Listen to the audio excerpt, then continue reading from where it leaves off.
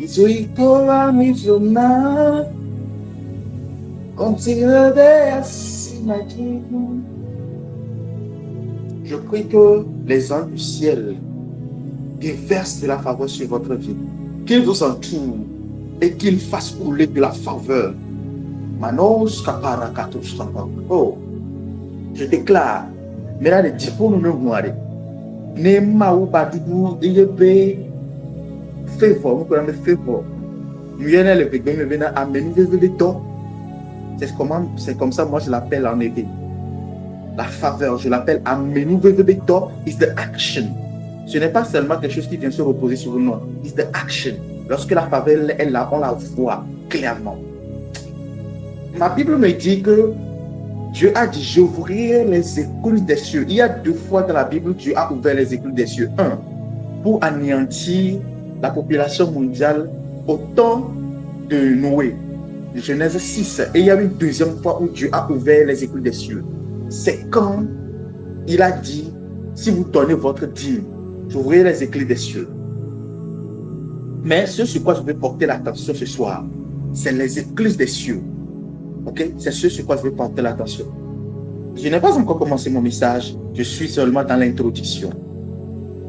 Je prie que les écluses des cieux s'ouvrent sur ta vie et que des vannes, la Bible, dans d'autres français, quand on parle d'écluses des cieux, on parle des vannes du ciel. Est-ce que vous avez déjà vu un barrage d'eau? Quand on ouvre le barrage là, l'eau qui coule, c'est un jet, c'est abondant, c'est violent. Vous avez déjà vu une grande cascade qui a beaucoup d'eau, une chute d'eau, c'est ça. C'est ce qu'on appelle les vannes. Lorsqu'on ouvre les vannes, la faveur vient en abondance. Cette semaine que nous allons commencer, expérimente la faveur de Dieu à notre niveau. Vis et expérimente la faveur de Dieu à un niveau extraordinaire.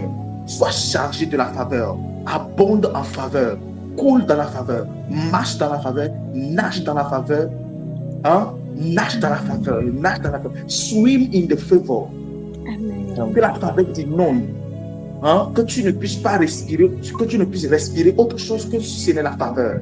Je dis, que tu ne puisses respirer autre chose si ce n'est la faveur. Ne respire pas autre chose si ce n'est que la faveur. Ne respire pas autre chose si ce n'est la faveur. Sois inondé de la faveur dans tes affaires, dans ta famille, auprès des hommes, auprès de Dieu, partout où tu passeras, auprès des adultes, auprès des femmes, auprès des hommes, auprès des dignitaires, auprès des gardiens, auprès des cuisiniers, auprès de... my God. Tout type d'homme. Tout type d'homme.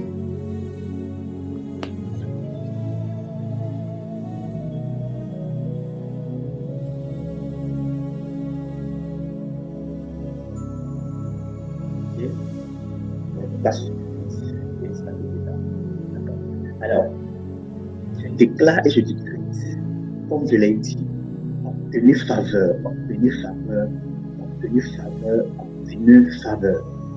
Que vous soyez, vous abondez en faveur. La Bible dit que les fleuves d'eau vive jailliront de vos seigneurs. Les fleuves d'eau vive couleront de vos seigneurs. Je déclare et je décrète que les fleuves de faveur coulent de vos seigneurs. Lorsque vous vous tournez au nord, trouvez faveur. Lorsque vous vous tournez au sud, trouvez faveur. Lorsque vous vous tournez à l'est, trouvez faveur. Lorsque vous vous tournez à l'ouest, trouvez faveur. Au nom puissant de Jésus. Lorsque vous levez vos yeux pour voir d'où viendra le secours, que le Seigneur lorsque vous baissez la tête, que vous voyez le sol, que le sol se transforme en faveur pour vos pieds au nom puissant de Jésus-Christ. Que votre sol vous soit favorable, que votre ciel vous soit favorable au nom puissant de Jésus. Que tout ce que vous touchez, l'argent qui vient dans votre main vous soit favorable. Vous serrez la main dans cette main et que vous trouvez faveur auprès de ces personnes-là au nom de Jésus. N'importe où vous allez recevoir au téléphone, que vous trouvez faveur auprès de ces personnes au nom de Jésus. Je suis dans mon cœur. Et vous recevez de la main dans les commentaires. Je suis dans un moment avant de vous enseigner. Des fois, on n'a pas forcément besoin de dire Seigneur, c'est déjà la disposition. Je déclare encore une fois au nom puissant de Jésus. Que le monde spirituel autour vous fasse faveur. Que les sorciers vous fassent faveur. Que les méchants vous fassent faveur. Trouvez grâce et faveur au milieu des méchants au nom de Jésus.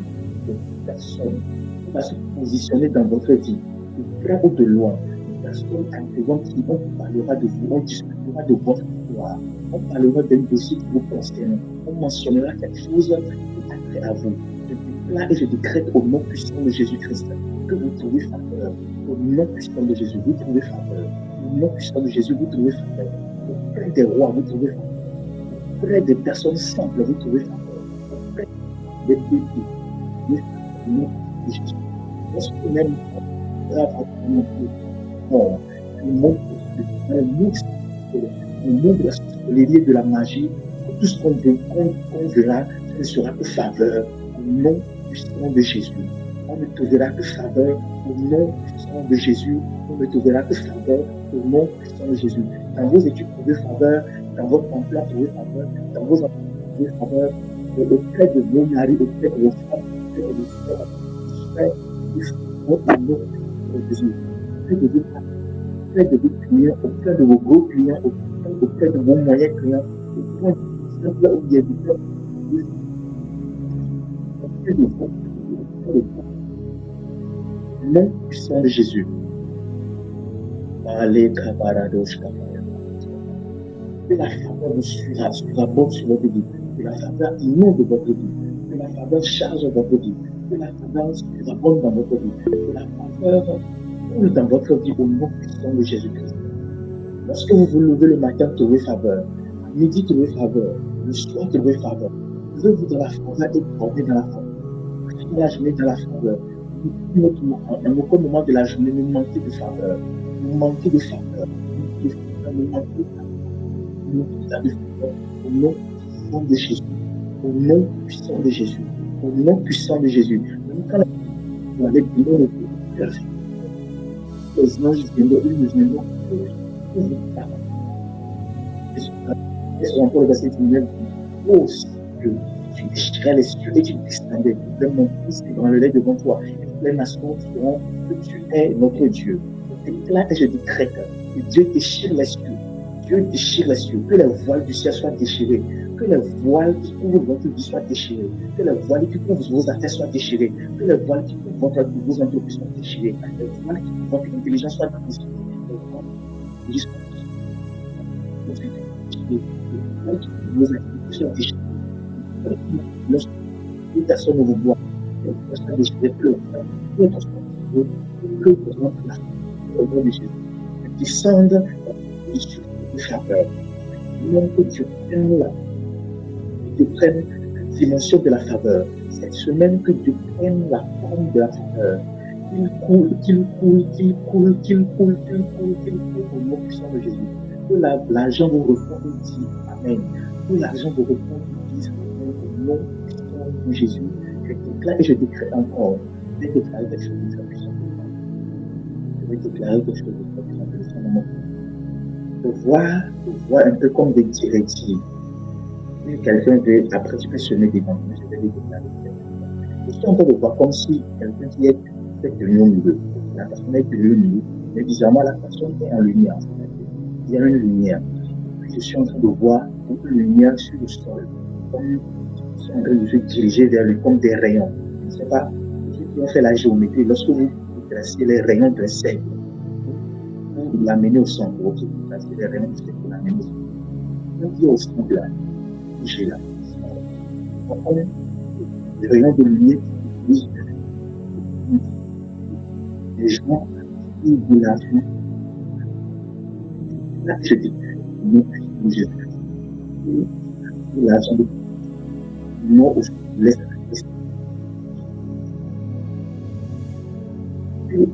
l'argent se dirige vers le nom de Jésus.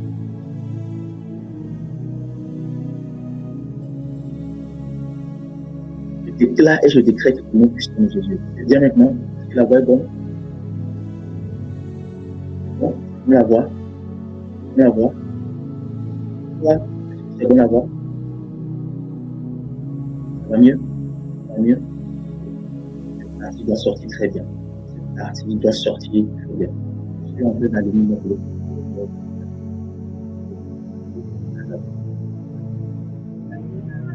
Une seconde, donnez-moi une seconde. Donnez-moi une seconde. Donnez-moi une seconde. Je vais me... Il faut prier, les amis. Parce que ce soir, vraiment, Satan ne veut pas qu'on reçoive beaucoup la gratitude du Seigneur, là. Donc, la grâce du Seigneur. Donc, il faut prier. Que la connaissance revienne.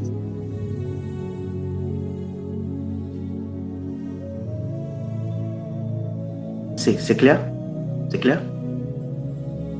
Oui, c'est clair chez moi. D'accord, super, super, super. Alors, j'étais en train de dire que je suis en train de voir, ok? Je suis en train de voir quelque chose, quelqu'un qui se tient au milieu. La personne est en lumière, c'est-à-dire vous êtes en train d'émettre une grande lumière. Ok? Vous êtes en train d'émettre une grande lumière. Ok? Et je vois d'autres lumières se diriger vers vous comme des traits. Comme des traits. Genre, sur le sol qui se dirige vers vous. Et le Seigneur me dit, et je suis en train de dire, que lorsque je vais faire cette déclaration, si après quelqu'un peut semer dedans, il peut semer dedans. Et le Seigneur me dit ceci, que des gens sont en train d'attirer de l'argent vers eux. Et je déclarais au nom puissant de Jésus. Alors je reprends la déclaration. Je déclare et je décrète au nom puissant de Jésus-Christ. Ce soir, que vous attirez de l'argent de partout. Écoutez-moi, je vais dire quelque chose qui va peut-être vous choquer, mais c'est la vérité. Je vois vers certaines personnes, les gens viennent vers vous pour vous confier de l'argent. Pour vous dire, ils vous font confiance. Je le vois. Oui. Il y a qui m'appelle. Les corps à moi le soga, les sauva les nami. Je vous fais confiance. Multipliez ça, je vous fais confiance. Faites les affaires, je vous fais confiance. Gérez vos affaires. Je suis en train de le voir. Sincèrement parlant. Je suis en train de voir les gens venir vous confier de l'argent. Ils vous diront, je sens qu'il y a quelque chose avec vous. Ou soit, lorsque vous allez juste demander une somme, les gens, vous allez trouver ça bizarre que les gens vous le donnent. Oui. Ça va se manifester de 3 dimensions. Première dimension, vous allez demander, vous allez recevoir. Troisième dimension, l'argent viendra à vous tout seul. Les gens viendront à vous pour vous confier de l'argent. Troisième dimension, les personnes inconnues. Vous allez voir une multiplication dans vos clients, dans vos affaires, dans les contrats. Bref, vous allez voir une attirance incroyable, plus que d'habitude.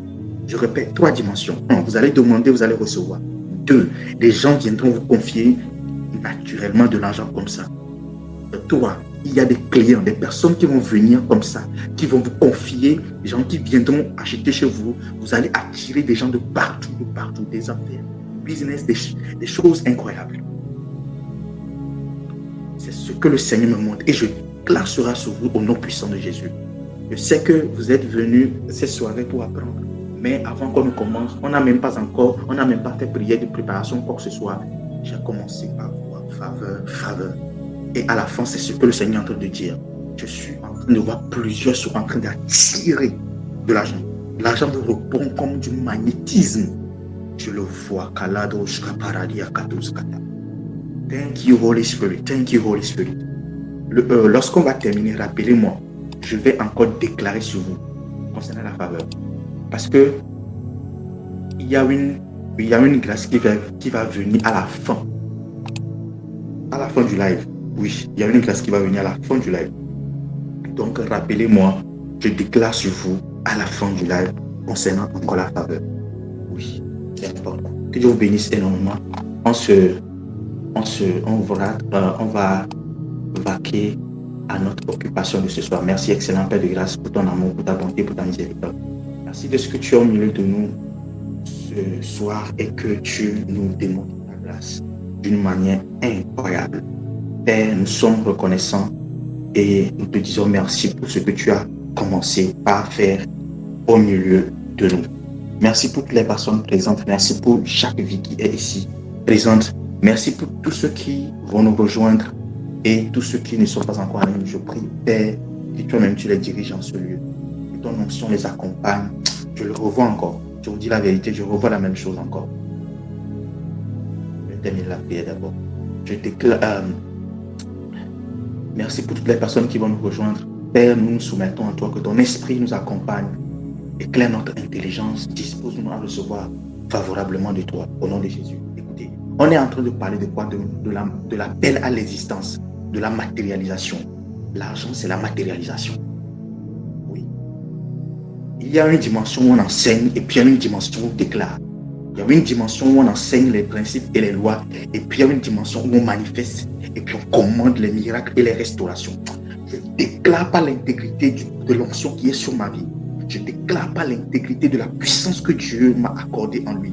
Je ne déclare pas l'intégrité de l'Esprit de Dieu qui est sur moi. Que l'argent soit attiré vers vous au nom puissant de Jésus. Je commande à l'argent de vous répondre au nord, au sud, à l'est et à l'ouest. Il y a une dimension de principe de l'argent, une dimension de valeur rattachée à l'argent, mais il y a aussi une dimension d'autorité spirituelle rattachée à l'argent. Il y a l'argent qui écoute la voix de certaines personnes pour les commander dans la vie de certaines personnes. Je commande à l'argent de te répondre. Oui. Je commande à l'argent de te répondre. Je suis en train de le voir se diriger vers toi. Je ne parle pas des devises, mais je parle des montants vraiment phénoménaux au nom de Jésus. Vous allez recevoir des cadeaux, vous allez recevoir des grâces. Esther, je suis en train de voir des grâces venir pour toi. Et cette grâce est en train de toucher ta famille. Je parle de Esther Lumière. Je suis en train de voir cette grâce toucher ta famille et cette grâce toucher particulièrement ton père. Je vois une somme importante d'argent venir vers lui. Une somme importante d'argent qui va vous mettre à l'abri, qui va lui donner la paix, qui va le restaurer complètement. Je vois cette somme-là attirée vers lui. Je suis en train de voir des gens qui sont en train de discuter à son sujet. Et je suis en train de voir qu'on est en train de préparer un chèque pour lui faire une surprise. Je commande que cela est fait, cela est manifeste au nom de Jésus. Recevez cette parole ce soir au nom de Jésus. Je déclare et je décrète partout où tu es en train d'écouter le son de ma voix, que ce soit en France, que ce soit au Togo, au Bénin, en Côte d'Ivoire, je déclare et je décrète au nom puissant de Jésus-Christ que l'argent te réponde. Que les gens que les gens qui avaient du mal à te donner, te donnent aujourd'hui au nom puissant de Jésus, avec facilité. Écoutez, je suis quelqu'un qui enseigne le principe et c'est tout au long de ce programme, je n'ai pas arrêté de vous bombarder de ça. Je n'ai pas arrêté d'insister sur ça. Mais si je commence par parler comme ça, comprenez que c'est quelque chose que Dieu est en train de commander. Il y a un temps pour les principes, mais il y a aussi un temps pour les miracles et les restaurations de manière accélérée. Je déclare et je décrète au nom puissant de Jésus-Christ que le Seigneur bouge le cœur des gens, bouge la poche des gens, bouge le compte en banque des gens en votre faveur. Que les gens vous fassent confiance avec des sommes importantes au nom de Jésus. Que des gens, des clients qui ne vous faisaient pas confiance, commencent par vous faire confiance et vous donner de gros contrats au nom de Jésus. Recevez cela. C'est une onction qui vient se déposer sur vous maintenant. J'active l'onction, la grâce du magnétisme, la loi de l'attraction dans votre vie au nom de Jésus. Et c'est Dieu, la Bible dit, et c'est Dieu qui vous donnera la capacité d'acquérir des richesses. Ce soir, Dieu vous accorde la capacité d'attirer à vous de l'argent au nom de Jésus. Il ordonnera à la bénédiction de te suivre. Écoute-moi ce soir, Dieu ordonne à l'argent de te suivre, de te pourchasser de partout. Maintenant, ce n'est pas toi qui pourchasses l'argent, c'est toi que l'argent pourchasse. Oh, je le vois. Oh, je suis sûr. Je le vois. Ouvre ton micro et donne-moi un bon amen. Un amen puissant. Je suis Amen. Amen.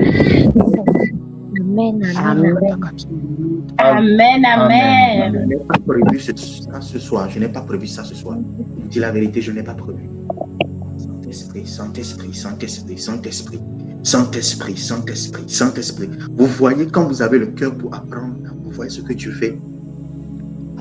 Je commande cela au nom puissant de Jésus et c'est scellé par le sang de Jésus. Amen. Je suis en train d'attendre la voix qui dit Benoît. Une quantité de sommes astronomiques vient. Je suis en train d'attendre la voix comme ça. Oh Seigneur. Amen. Je commande que cela vienne dans votre vie au nom de Jésus. Vous serez surpris, vous serez étonnés. Écoutez, Ésaïe 60. C'est une parenthèse. Je ne sais pas pourquoi Dieu m'amène sur ce terrain. Oh, Saint-Esprit. La Bible dit que Dieu ne fait rien sans les révéler d'abord à ses serviteurs les prophètes. Et je crois que Dieu est en train de révéler son prochain mouvement. Ésaïe 60, il y a un verset qui dit « Ton cœur se dilatera et tu bondiras de joie. » Je suis, oh mon Dieu, mon Dieu, mon Dieu. Ton cœur se dilatera. Je vais trouver ça. Et c'est dans Ésaïe 60. Ton cœur se dilatera. Ton cœur se dilatera.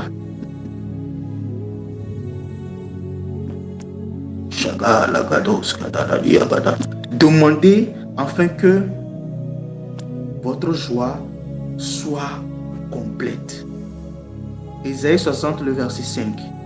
Ésaïe 60, le verset 5. Ésaïe 60, le verset 5.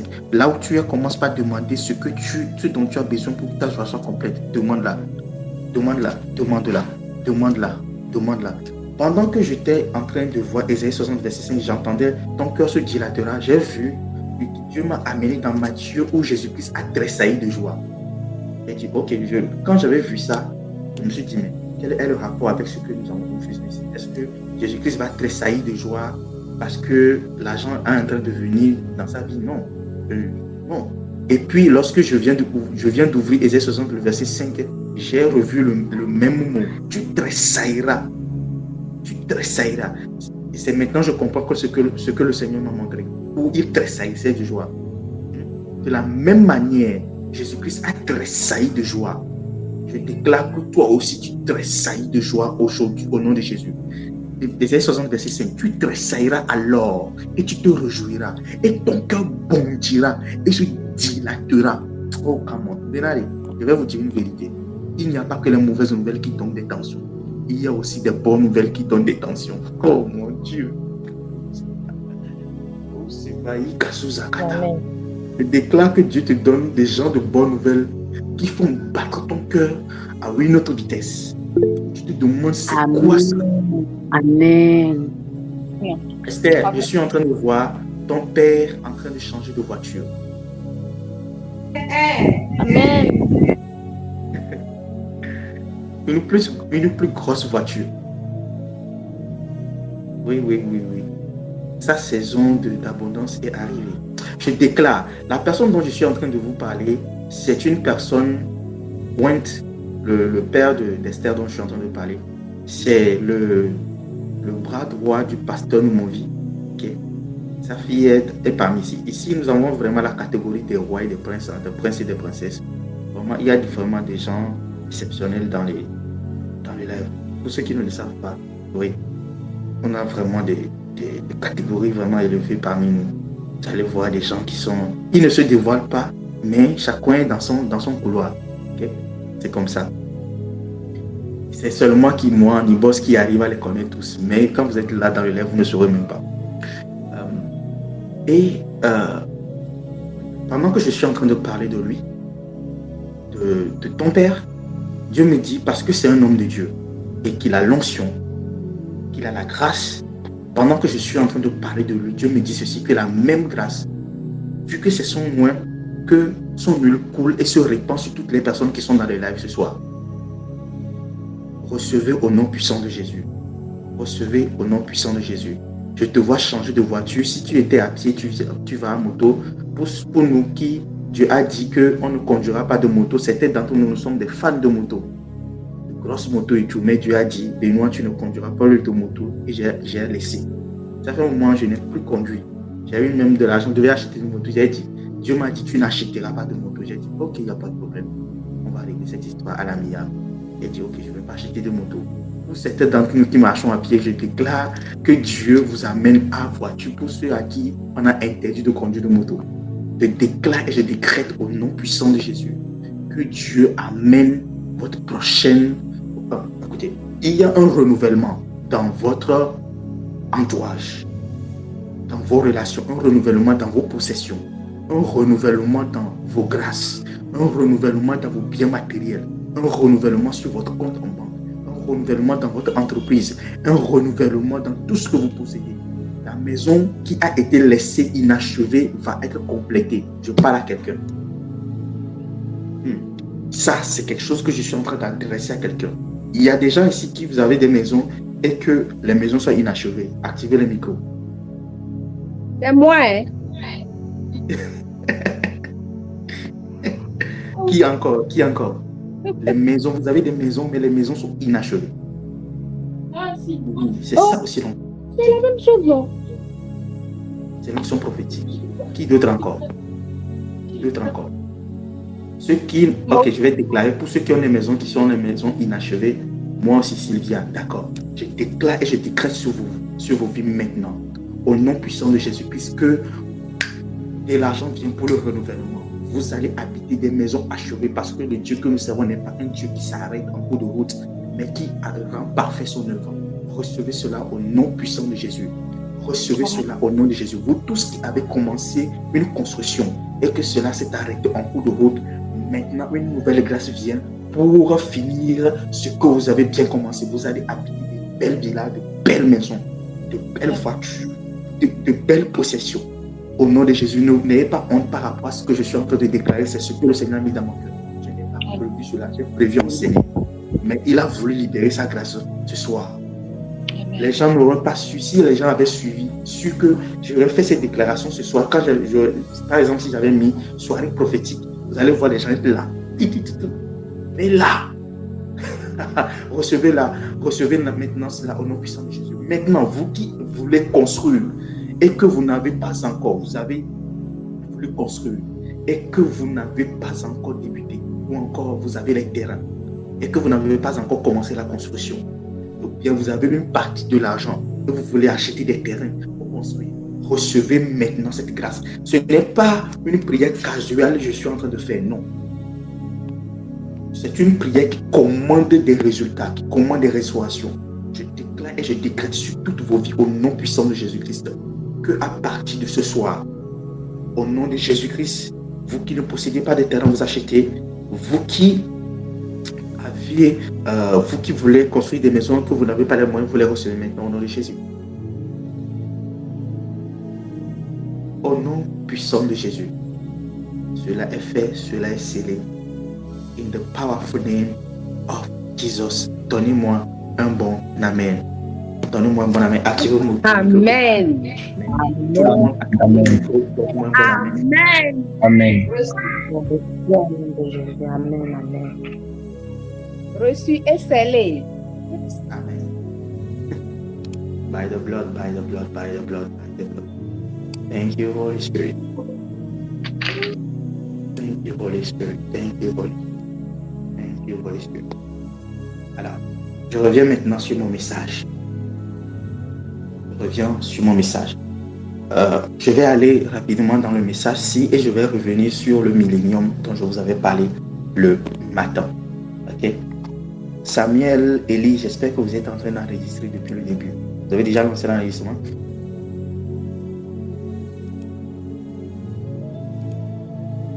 Samuel et Élie, vous avez déjà lancé l'enregistrement? Oui.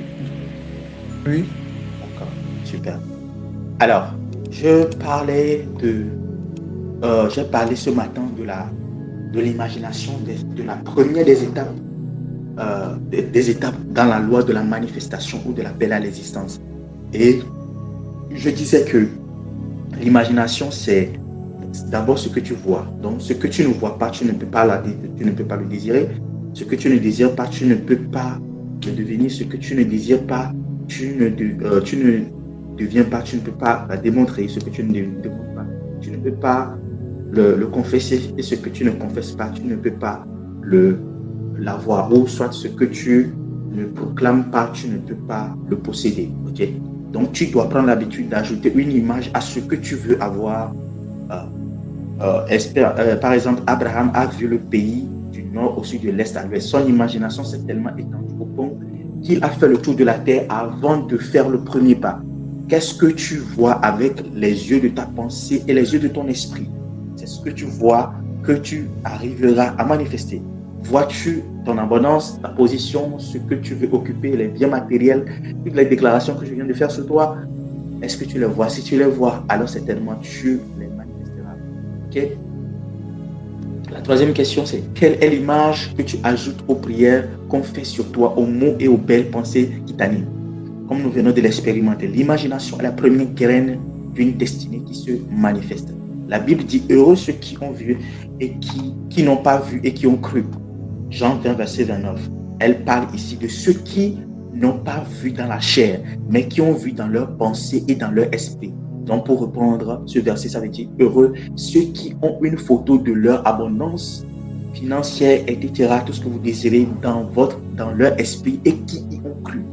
Abraham a vu le monde et Dieu le lui a donné. Toi, qu'est-ce que tu vois? Arrives-tu à voir ta bénédiction? Arrives-tu à voir la bénédiction d'Abraham que Jésus-Christ t'a donnée? Arrives-tu à voir ton entreprise, ton mariage, ta vie de prière, tes revenus prospérer? Arrives-tu à voir cela? Si tu arrives à le voir, alors tu vas les manifester. La deuxième étape de la manifestation d'une chose ou bien d'une idée pour appeler à l'existence. Souvent, cette question a été un énigme pour moi depuis des années. Je me rappelle de mes jeunes années lorsque j'avais reçu Christ. En même temps, on commençait à étudier la Bible et tout ce qui va avec. Ce verset m'avait interpellé. Appeler à l'existence, appeler à l'existence. Il y avait une seule chose dont on nous parlait, c'est confesser, proclamer et prier. On ne nous avait pas vraiment détaillé les choses. C'est après des années et que lorsque je me suis rentré dans ce programme que Dieu m'a donné la chronologie, bien la méthodologie, bien le process au travers de laquelle les choses sont appelées à l'existence. Au-delà de l'imagination, il y a la deuxième étape qui est la vision. La vision, c'est quoi? C'est ce que tu désires. C'est l'image que tu désires.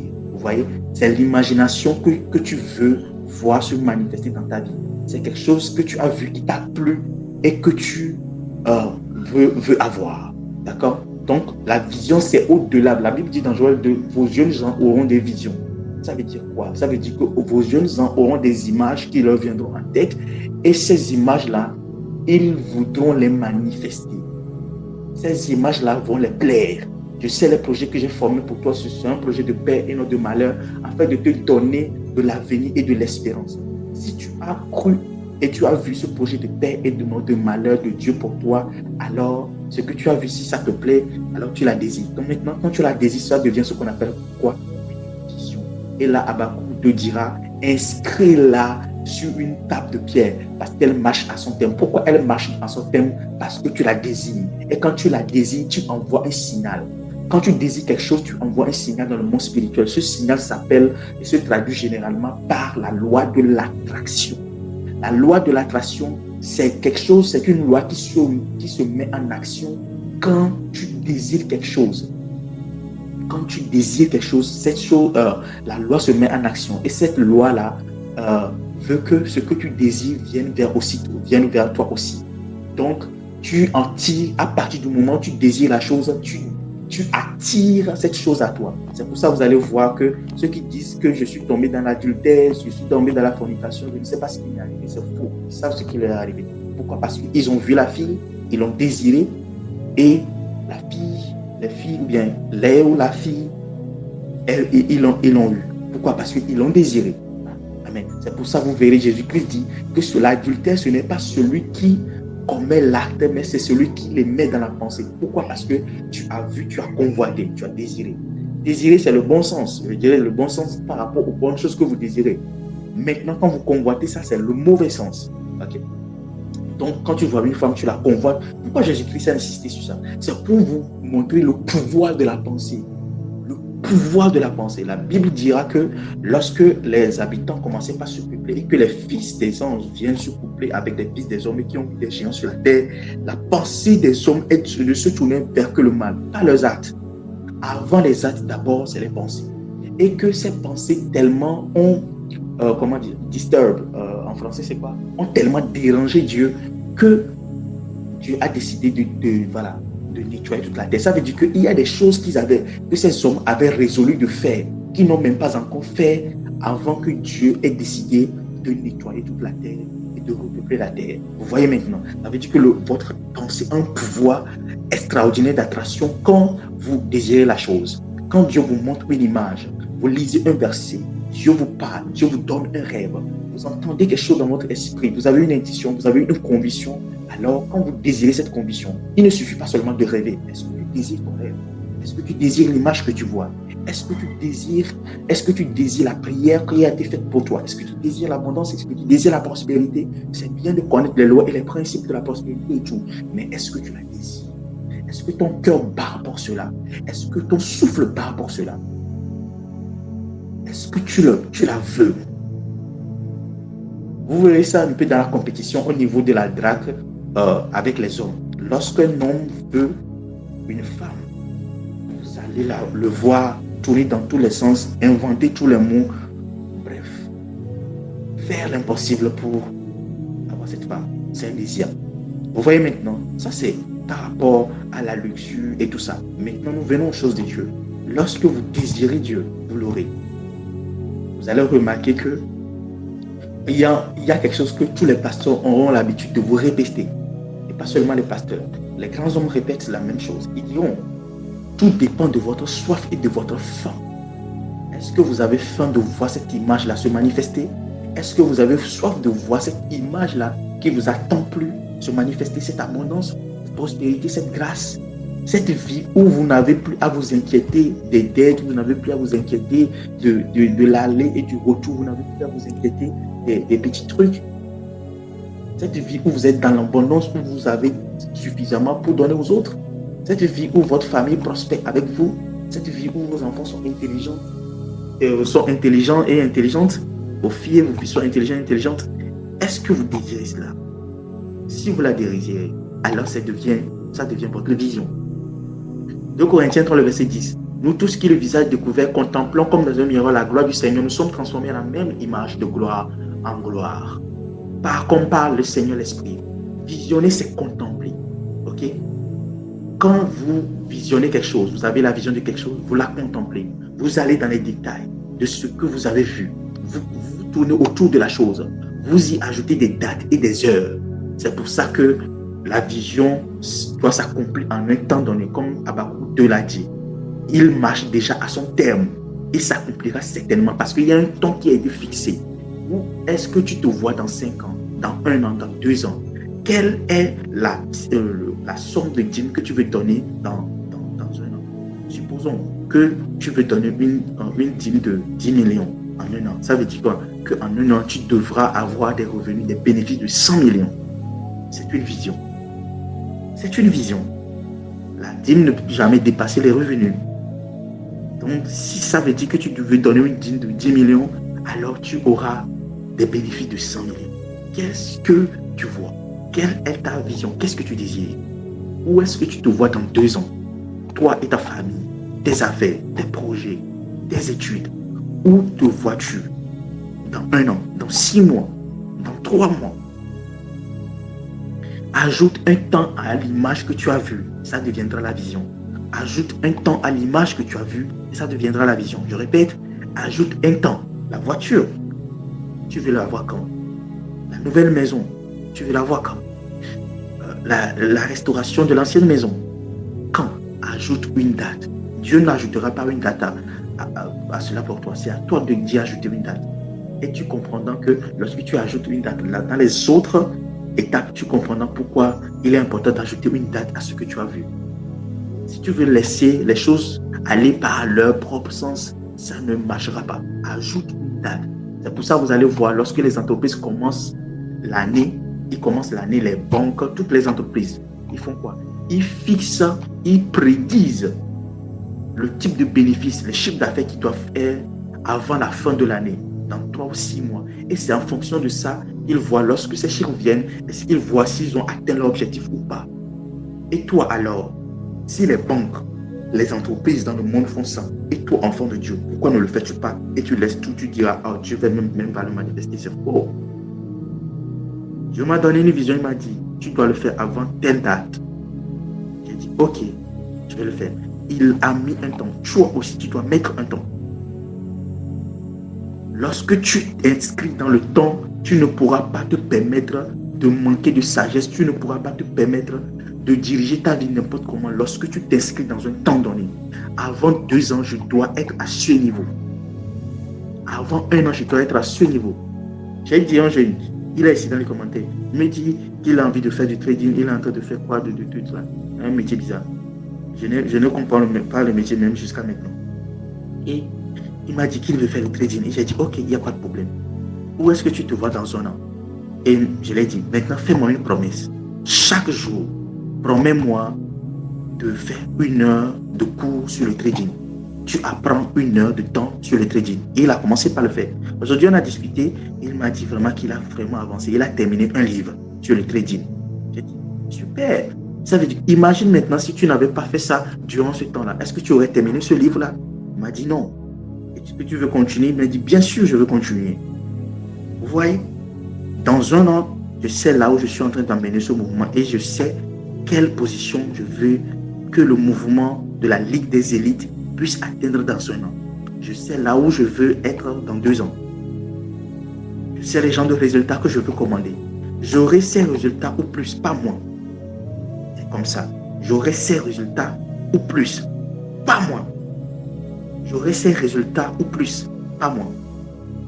Quand vous fixez une vision, vous, dans le royaume, vous n'avez pas moins. Vous avez soit ça ou plus, de gloire en gloire. C'est ça le principe du royaume que vous devez connaître. Lorsque vous fixez une vision, la Bible dit qu'il opérera au-delà de vos attentes, au-delà de vos imaginations, par sa puissance qui agit en vous. Vous avez ce que vous désirez, ou soit plus que ce que vous désirez, mais ne vous attendez pas à recevoir moins. Lorsque vous attendez à recevoir moins, alors là, vous n'engagez pas le principe du royaume. Vous vous mettez dans un autre principe. Vous voulez être riche, vous voulez être puissant, vous voulez avoir du succès, vous voulez avoir de la grandeur, attendez-vous à plus ou à ce que vous désirez avoir, mais pas à moins. Vous désirez une voiture, vous aurez cette voiture, ou plus que ça, pas moins. Oui, vous devez fixer ça d'abord. Est-ce que quelqu'un me suit? C'est Dieu même, il a donné l'esprit à Bestalel de travailler l'or, l'argent et tout ce qui va avec. Lorsque Bestalel veut travailler l'or et l'argent, il n'a pas une image moins. Lorsqu'il commence par travailler, soit il a ce qu'il a en tête, ou soit mieux que ce qu'il veut produire, mais jamais en bas. S'il a moins que ça, cette œuvre-là n'est pas classée une œuvre qu'on peut vendre ou bien tout là. C'est une œuvre à mettre de côté ou bien refaire. Amen. Est-ce que quelqu'un me suit? Avoir de la vision, c'est expliciter. La vision, c'est expliciter, décoder ce que tu as vu, y mettre dans ton cœur, y mettre ton cœur, te représenter dans la chose. À cette étape, ce que tu vois te plaît. Et si ça te plaît, alors tu le désires. C'est parce que nous désirons Jésus que nous le contemplons. Et quand nous le contemplons, nous lui ressemblons. Voyez maintenant, ce que tu contemples, c'est ce que tu deviens. Ce que tu contemples et que tu désires, c'est ce que tu ressembles, c'est ce que tu manifestes. Lorsque vous désirez quelque chose, vos émotions et vos sentiments, ils sont impliqués. Ça veut dire quoi? Comment est-ce que tu te sentiras dans ta voiture? Comment est-ce que tu te sentiras au milieu de ta maison? Comment tu te sentiras en bénissant des milliers de jeunes? En leur faisant trouver de l'emploi, en employant tous ces jeunes-là, en distribuant de la nourriture, en prenant soin de tous ces orphelins, en distribuant des vêtements. Comment tu te sentiras? Quel est le sentiment qui te remplira? Quelle est la joie? Quelle est l'émotion que tu manifesteras? Tu dois pouvoir t'y intégrer, vivre ces émotions-là avant même de commencer à établir des plans. C'est ça la vision. Dieu t'a donné une vision d'une entreprise. Tu m'as donné une vision. J'ai commencé par travailler dessus. J'ai travaillé. J'ai commencé par évoquer toutes les possibilités. Telle ou telle chose. Je me suis représenté lorsque la vision atteindra telle étape. Ce que nous sommes en train de faire aujourd'hui, c'est quelque chose que j'ai déjà imaginé. C'est quelque chose que j'ai vu. Je l'obtiens, mais je ne l'obtiendrai pas moi. Toujours plus. Ce que je veux, ou soit plus. Amen. Amen. Est-ce que quelqu'un me suit? Oh Saint-Esprit, merci. Lorsque vous désirez quelque chose, vous y impliquez vos émotions. Vous devez manifester les émotions. C'est pour ça que la louange est importante. Les gens ne savent pas le rôle puissant que la louange joue. La louange vous introduit dans les émotions et les sentiments de votre vision. La joie, la paix, la gaieté que vous ressentirez au paroxysme de la réalisation de ces choses-là. C'est la louange qui vous introduit dans ces mystères-là. C'est pour ça qu'il est important que vous puissiez vraiment être des personnes de louange. Vous allez voir David, c'est quelqu'un qui loue beaucoup Dieu. Ok? C'est important. Vous pouvez ressentir la joie et le bonheur qui vous enverra si vous possédiez cette chose. Amen. La vision est bien plus qu'un objectif dans un délai donné. C'est une image d'une émotion et d'un sentiment. Je répète, la vision est plus qu'un objectif dans un délai donné. C'est une image devenue émotion et sentiment. C'est-à-dire, lorsque vous êtes à l'étape de l'imagination, vous avez quoi? Vos idées prennent la forme d'une photo. Maintenant, lorsque vous arrivez à l'étape de la vision, vos photos prennent la forme d'une émotion ou d'un sentiment. Vous voyez maintenant que la forme est en train de changer. La Bible dit qu'au commencement, Dieu créa les cieux et la terre. La terre était informe et vide. Et Dieu dit que la lumière soit et la lumière fut. Et Dieu a commencé par donner une forme à la terre. C'est de la même manière. Les idées sont là. Ensuite, vous leur donnez une forme à la première étape dans l'imagination, sous forme de photo. Lorsqu'elle arrive dans l'étape de la vision, elle prend maintenant la forme de quoi? De l'émotion ou du sentiment. Là, maintenant, ça commence par couler en vous. Vous voyez maintenant. Par exemple, même le travail de l'or. L'or n'est pas pris comme ça et puis est utilisé. Non, il y a un travail, il y a un raffinement, il y a un process. Et dans ces différents process-là, l'or passe par différentes étapes. À une étape, l'or a une autre forme. À une autre étape, l'or a une autre forme. Vous devez savoir que votre idée prend différentes formes. À l'étape de l'imagination, elle prend la forme de la photo, de l'image. À l'étape de la vision, l'image devient une émotion, un sentiment. Et vous savez combien les hommes aiment être dirigés par les émotions et les sentiments. Même si on leur dit tout ce qu'il faut savoir sur les principes et tout, l'homme, en réalité, il aime tellement fonctionner dans l'émotion et les sentiments. Pourquoi l'émotion et les sentiments? Parce que c'est ce que l'âme interprète. L'esprit peut voir l'image, mais l'âme comprend l'émotion et le sentiment. C'est la nourriture que l'âme mange, l'émotion et le sentiment. C'est ça qui rend ce qu'on appelle l'amour ou la haine puissante. Donnez des émotions à une fille, vous allez voir, elle va vous aimer, elle va vous aimer, elle va vous aimer. Donnez-la une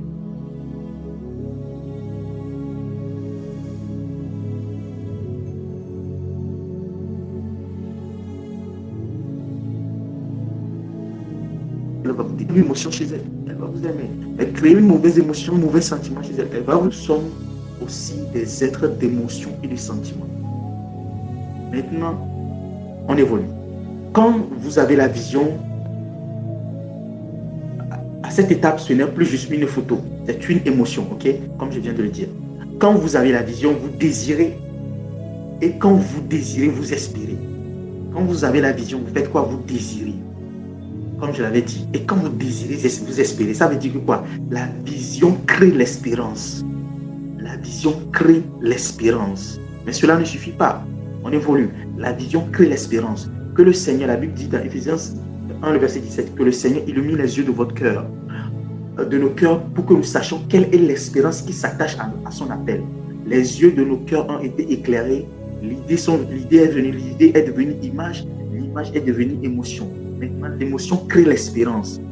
Lorsque une personne est amoureuse, elle espère que l'amour lui soit rendu en retour. C'est-à-dire, elle espère recevoir l'amour qu'elle est en train de donner. Ça veut dire qu'elle a l'espérance. Et lorsque cette espérance n'est pas satisfaite, elle est déçue. Elle dit ce qu'on appelle pas gourmand. Mais lorsque cette espérance est remplie, elle dit ce qu'on appelle pas l'amour. C'est de la même chose par rapport à la vision. Lorsque la vision crée en vous, l'image devient une émotion. L'émotion crée de l'espérance. Ça veut dire que quoi? Vous voudriez voir cette chose se manifester. Ok? Mais ça ne suffit pas. Allons à la troisième étape, la méditation. Dans la méditation, vous devenez la vision. Ok? Vous devenez la vision.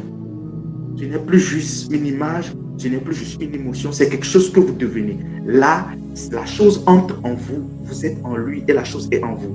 C'est-à-dire, vous formez un avec votre vision. Vous êtes maintenant. Vous n'avez pas, vous êtes. Parce qu'avant de devenir, vous devez être. Ok? Ok? Avant de posséder, vous devez être. Vous devez devenir. C'est nous les hommes, nous devenons. C'est Dieu qui ne devient pas parce qu'il est inchangeable. Mais nous les hommes, nous changeons. Donc nous devenons. C'est quand nous devenons maintenant que nous possédons. Ce que tu ne deviens pas, tu ne peux pas le posséder. Avant de posséder le milliard, tu dois devenir le milliard. C'est toujours comme ça. Avant de manifester le million, tu dois devenir le million. Tu dois rentrer dans cette dimension.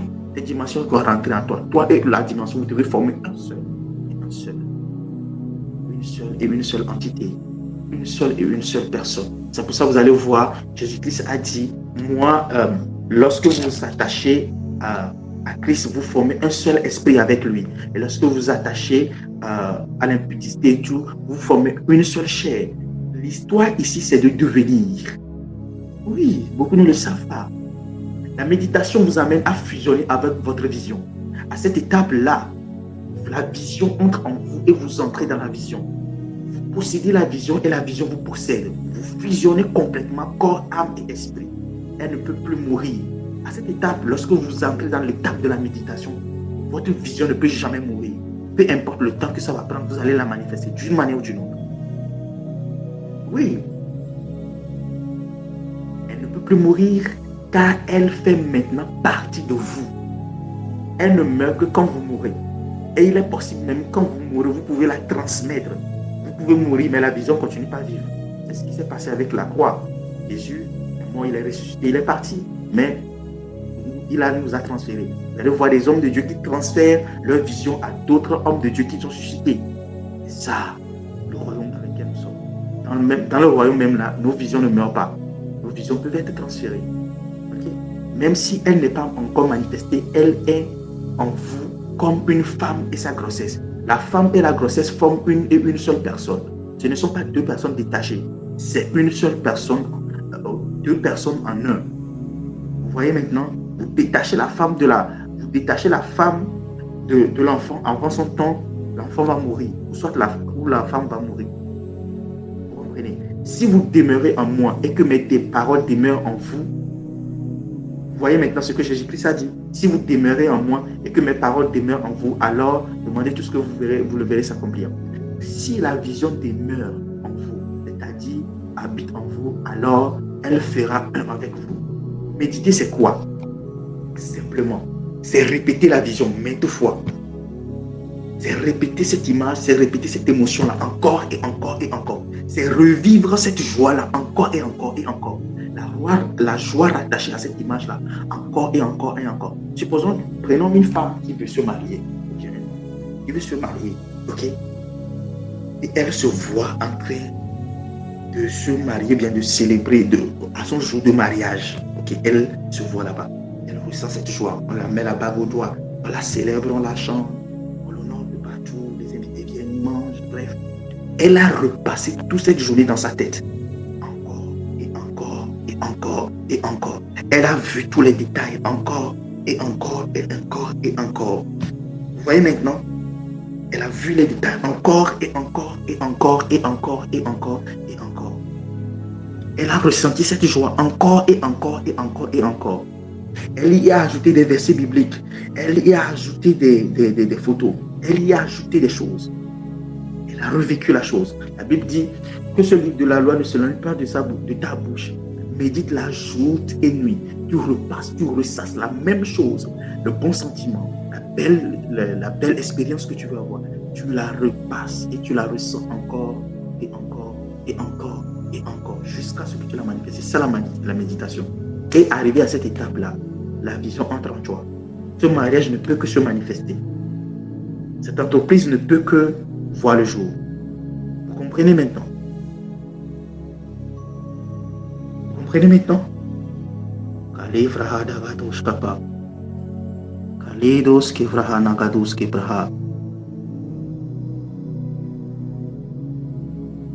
C'est un problème de connexion à son niveau. Je crois que chez les autres, la voix est bonne, n'est-ce pas? La voix est bonne. C'est la répéter jour et nuit, jour et nuit, jour et nuit. La voix est bonne? Ah, d'accord, super. Alors, on passe à la quatrième étape. La créativité. L'étape de la créativité, c'est une étape fascinante. C'est une étape où vous démontrez ce que vous êtes. Luc 14, le verset 28. À l'étape de la méditation, vous devenez. Là, maintenant, la vision entre. Vous entrez dans la vision, vous formez un. Maintenant, à l'étape de la créativité, vous commencez par démontrer la vision. Allons-y. Luc 4, Luc 14, le verset 28. Luc 14, le verset 28. Vous voyez maintenant que le process de la manifestation, ce n'est pas juste un truc simple, tu déclares, c'est bon. Vous allez voir beaucoup de gens déclarer des choses, confesser des choses, mais rien ne se produit. Pourquoi? Parce qu'ils ont négligé 3 étapes, même 4 étapes avant la confession. Ils ont négligé 4 étapes. Ils ne savent même pas que ces étapes-là existent. Vous voyez maintenant. Et maintenant, quand vous engagez ces choses, vous avez des résultats. Luc 4, 14, le verset 28. Luc 14, le verset 28. Car lequel de vous, s'il veut bâtir une tour, vous voyez maintenant, Dieu ne vous demande, Jésus même ne vous dit pas de bâtir une maison, hein. Il vous dit de bâtir une tour, c'est-à-dire un château. Vous allez le voir, je crois que c'est dans Matthieu, il dira que il doit aller préparer des maisons il doit aller préparer des maisons dans la cité de son père, bien dans la ville de son père pour nous. En réalité, le français l'a interprété maison, mais en anglais ça veut dire mansion. The mansion is different from villa or ordinary building. Okay, les mansions, les mansions en français ça veut dire en réalité château. Ce n'est pas une maison. Les maisons sont ordinaires. Ce sont des constructions d'habitation ordinaires. Les châteaux sont différents. Il dira, j'irai, je dois vous préparer des châteaux dans la ville de mon père, dans le royaume de mon père pour vous. Donc, chaque disciple pour qui il est parti pour aller préparer une place, cette place en réalité est un château. C'est pour ça que vous allez le voir redit ici, Luc 14, le verset 8. Qui d'entre vous, lorsqu'il veut bâtir une tour, ne s'asseye pas. Ok? Regardez ce qu'il dit. Ne s'asseye pas d'abord pour calculer la dépense et voir s'il a de quoi la terminer. S'asseoir, calculer la dépense. S'asseoir, calculer. S'asseoir et calculer. S'asseoir et calculer. C'est quoi la créativité? La créativité n'est pas une chose que vous pouvez cacher. Quand vous arrivez à cette étape, les premières œuvres commencent par se manifester. Et ces œuvres, c'est quoi? C'est la planification.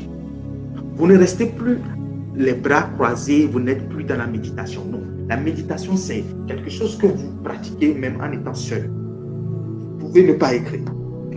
Ok? Vous répétez la vision dans un grand silence.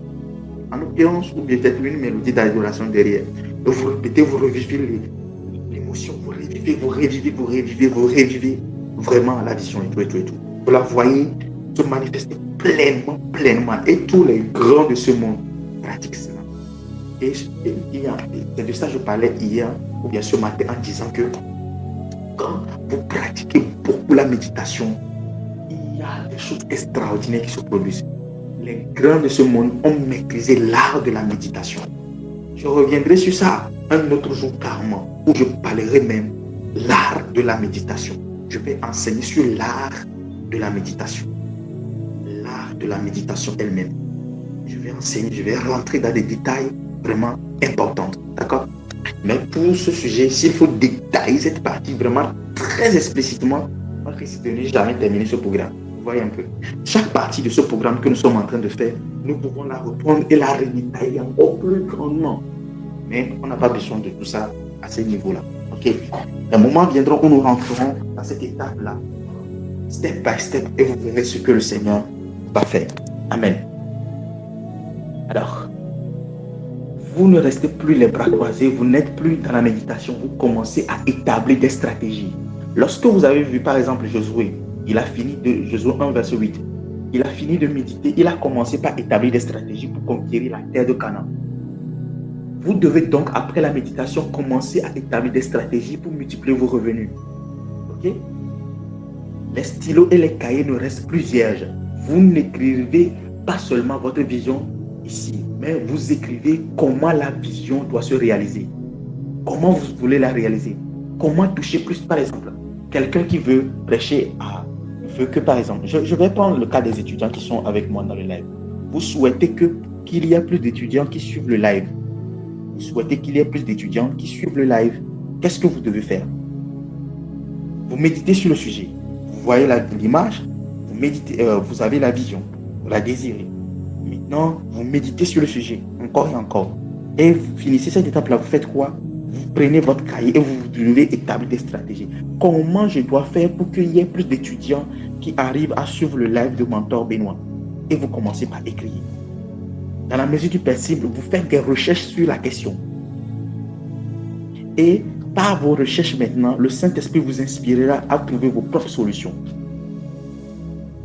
Soit les parler un à un, soit les immerser, être amis avec eux pendant un moment avant de leur présenter le programme, soit c'est de faire une diffusion, soit c'est d'animer une soirée débat, de les inviter, d'animer une soirée débat autour de la spiritualité, et puis de m'inviter et que je vienne participer à ce débat-là pour répondre à leurs questions. À la base, ça doit être quelque chose de culturel, quelque chose de vraiment de réjouissant, mais qui doit aboutir à toucher leur cœur et les amener à convaincre. Vous voyez maintenant que si on ne produit pas de résultats, c'est parce qu'on ne prend pas le temps d'établir des stratégies. Ok? Quelle stratégie tu dois établir pour que ce programme puisse toucher plus de monde que ça? Imaginez s'il y avait 1000 personnes dans ce programme, le nombre de personnes qui seraient sauvées. Et je vous dis que chaque personne, pratiquement chaque personne qui est dans le live m'a écrit en inbox, m'a dit, ce programme, j'ai l'impression que ce programme a été fait pour moi. J'ai l'impression que ce programme est taillé pour moi. Je crois que ce programme, c'est moi. J'ai entendu la même phrase et chez les jeunes et chez tout le monde. Presque tout le monde, ce programme, on dirait, c'est mon programme, ça me parle à moi et à moi seul. Vous voyez? Maintenant, vous qui écoutez là, votre vision, mais si ce programme a autant béni, comment faire que plusieurs autres personnes puissent être touchées par ce programme? Et vous commencez par écrire et établir des stratégies. C'est comme ça. Vous faites la même chose, que ce soit pour vos projets, que ce soit pour votre mariage, que ce soit pour votre voyage, que ce soit pour vos relations, ou que ce soit pour votre entreprise. Comment dois-je faire pour augmenter mon chiffre d'affaires, mes revenus, mes bénéfices? Vous prenez vos cahiers et vos bibles, vos bics, vous déposez. Vous commencez par faire des recherches sur les entreprises à succès dans votre domaine. Quelles sont les stratégies qui sont en train d'appliquer? Et vous êtes là, vous commencez par écrire. Et vous demandez au Saint-Esprit de vous inspirer votre idée. Il peut juste vous dire, repliquez ce qu'ils font. Ou soit il vous dit, toi, fais-le comme ça.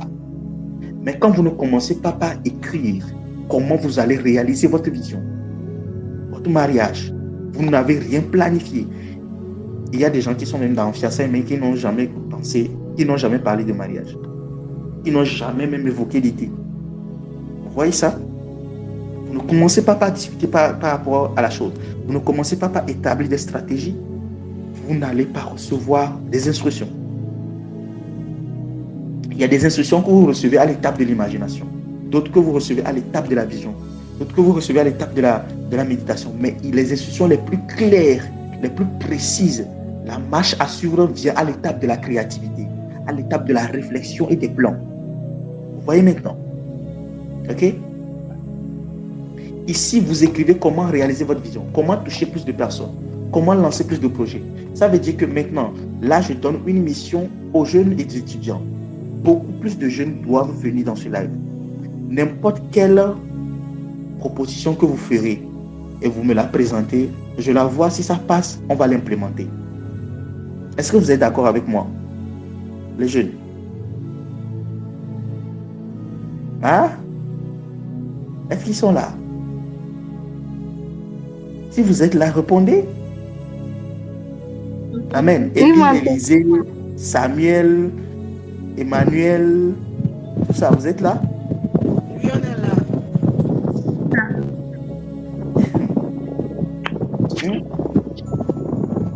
Établissez des stratégies. Venez en inbox, dites mentor, voici telle chose que j'ai établie pour qu'on puisse toucher plus de jeunes. Et on verra. Amen. Amen. Super. Ok? Et ça va bien au-delà des jeunes. Vous pouvez prendre les enregistrements, les trucs sont disponibles sur YouTube. Vous pouvez monter les vidéos, vous pouvez faire tout ce que vous voulez, mettre des voix dessus, des images dessus, publier aux gens, etc., etc. L'autre jour, il y a un ami qui m'a appelé, il m'a dit qu'il a vu que mes vidéos sont devenues virales. Je ne sais pas s'il est dans le live. Il est sorti. C'est quelqu'un, quand il voit quelque chose, quand il le dit, ça se réalise toujours. Toujours, toujours, toujours. Quand il me dit quelque chose, ça se réalise toujours. Il est sorti. C'est un ami à moi. On avait entre-temps habité ensemble. Quand il dit quelque chose, ça se produit toujours. Amen. Amen. Et aujourd'hui aussi, il y a quelqu'un qui m'a appelé, il m'a dit, mentor, j'étais en train de pratiquer l'imagination comme tu me l'as montré hier et je me suis retrouvé dans une vision. Et dans la vision, j'ai vu un jet privé, un grand jet. Et sur le jet, on a écrit la Ligue des élites sur le jet privé. Et puis il m'a dit, j'ai vu tout un convoi de voitures, etc., qui partent pour une croisade et tout. Et quand j'ai vu la vision, j'ai dit, je ne peux pas rater cela. Quand il m'a dit cela, j'ai dit oui. Je n'ai jamais partagé cette partie de la vision que Dieu m'a donnée. Mais lui, par l'imagination, Dieu l'a montré une portion de ce que Dieu veut faire. J'ai dit oui, effectivement, il y a ça. C'est déjà dans le projet, c'est en tête. C'est là, c'est fixé. C'est quelque chose qui va s'accomplir. Il a vu ça. Il a vu le jet privé, il a vu l'avion, on a écrit dessus. C'est pour ça que je vous dis que les personnes que je suis en train d'élever, ce sont des personnes vraiment très puissantes. Vous êtes vraiment des personnes puissantes. Moi, je ne suis pas du genre à maudire les personnes que je conduis. Non. Si vous faites quelque chose qui n'est pas bien, je vais vous réprimander. Ça s'arrête là. Je vais prier pour vous que Dieu vous accorde la miséricorde et la grâce de faire ce que Dieu attend de vous. Mais au-delà de ça, je ne peux pas vous maudire. Jamais. C'est pour ça que j'ai l'habitude de répéter. Ce sont des géants que moi, je suis en train d'entraîner. Il a vu ça. Il a vu la vision. Il a vu le jet. Il a vu. Ce sont des choses que moi, j'avais en cœur. La dernière fois, c'était hier, j'étais en train de passer au niveau de Canal Olympia. Et j'avais entendu entre-temps que Canal Olympia, ils ont quitté le Togo. Ils ont laissé leurs deux trucs là, leurs deux immeubles. Un grand auditorium qui peut contenir jusqu'à 300 personnes et bien même au-delà, je crois qu'à 300 ou 500 personnes. Et toute leur cour qui peut contenir des milliers de personnes, avec tous les instruments d'insonorisation, tout installé. Lorsque je passais hier, c'était au niveau de, j'oublie un peu, je ne connais pas trop les quartiers de Lomé. Oui, je ne connais pas trop, parce que j'étais en déplacement. Donc j'étais passé par là, j'ai oublié le nom du quartier. Mais c'est au niveau de commissariat central, au niveau de Técon là. Ahanoukopé. Ah ok, merci. Ahanoukopé. J'étais en train de passer par là. Parce que je devais atteindre une mission et puis retourner rapidement. Et tout. Et j'ai vu. Il y a des gens même qui ne savent pas que je suis venu à Lomé hier. Je n'ai dit à personne. Et je suis passé par là. Et j'ai vu. J'ai dit ok. Mais pourquoi? Il y a un sentiment qui a jailli dans mon cœur. J'étais parti faire des recherches sur Internet pour voir s'il y a une entreprise qui a repris la main et tout. Rien. C'est laissé comme ça. Mais pourquoi est-ce que on ne prendrait pas... Non, j'étais en train de cogiter dans ma tête. Pourquoi est-ce qu'on ne prendrait pas cet immeuble? Ça va coûter combien? Peut-être 800 millions de dollars. Mais avec la décote, on serait autour de 700 millions de dollars. 700 millions de francs CFA et tout. Vous voyez l'idée? Quelqu'un qui arrive à réfléchir comme ça.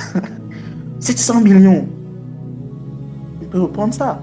Mais j'ai commencé par cogiter, ok. Est-ce qu'avec 700 millions, on peut reproduire quelque chose comme ça en mieux? Oui, je me posais la question parce que je suis architecte, designer et tout. Je dis, ok, est-ce qu'on peut reproduire quelque chose comme ça? Si on reproduisait quelque chose comme ça, pour nous-mêmes, c'est pas mieux que d'aller acheter. Moi, j'étais en train de réfléchir. Ou soit j'étais en train de dire, ok, pourquoi ne pas peut-être la louer pour un temps? Parce que les matériaux d'insonorisation sont vraiment high-tech, c'est le haut niveau, dernier cri. Quand vous entendez seulement le son, vous avez l'impression comme si on vous met dans l'histoire que vous êtes en train de regarder. Moi, j'ai déjà participé à ça. Franchement, quand tu vois le film, tu as l'impression d'être dans le film. Juste avec le son, pas l'image, le son. Tu as l'impression vraiment d'être dans le film. Tu dis, des choses comme ça, pour vraiment nos événements et tout, ça va être intéressant. Puis c'est en centre-ville, ça va attirer beaucoup l'attention. Voici l'idée, vous voyez maintenant. Je suis avec toi, derrière toi.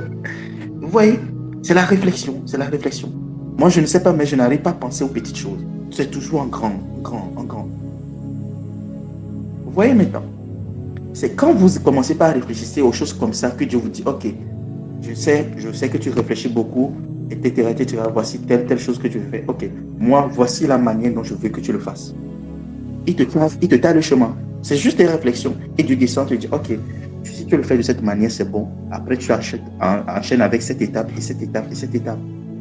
Ok, bon, si ce côté-là, tu ne maîtrises pas encore, tu peux poser des questions, faire des recherches dessus. Oui, tu fais des recherches dessus. Ensuite, tu pourras voir la possibilité, etc., etc., etc. Et Dieu crée des possibilités. L'étape de la créativité est importante. Ok? La créativité se voit et se ressent au travers de vos plans et de vos réflexions. Comme je viens de le dire, au travers de vos plans et au travers de vos réflexions. Ici, votre intelligence est en jeu. Vous n'êtes pas seulement dans les histoires d'esprit, non. Votre intelligence, votre intellect. C'est ce que j'avais dit au début de cet enseignement concernant la manière dont les chrétiens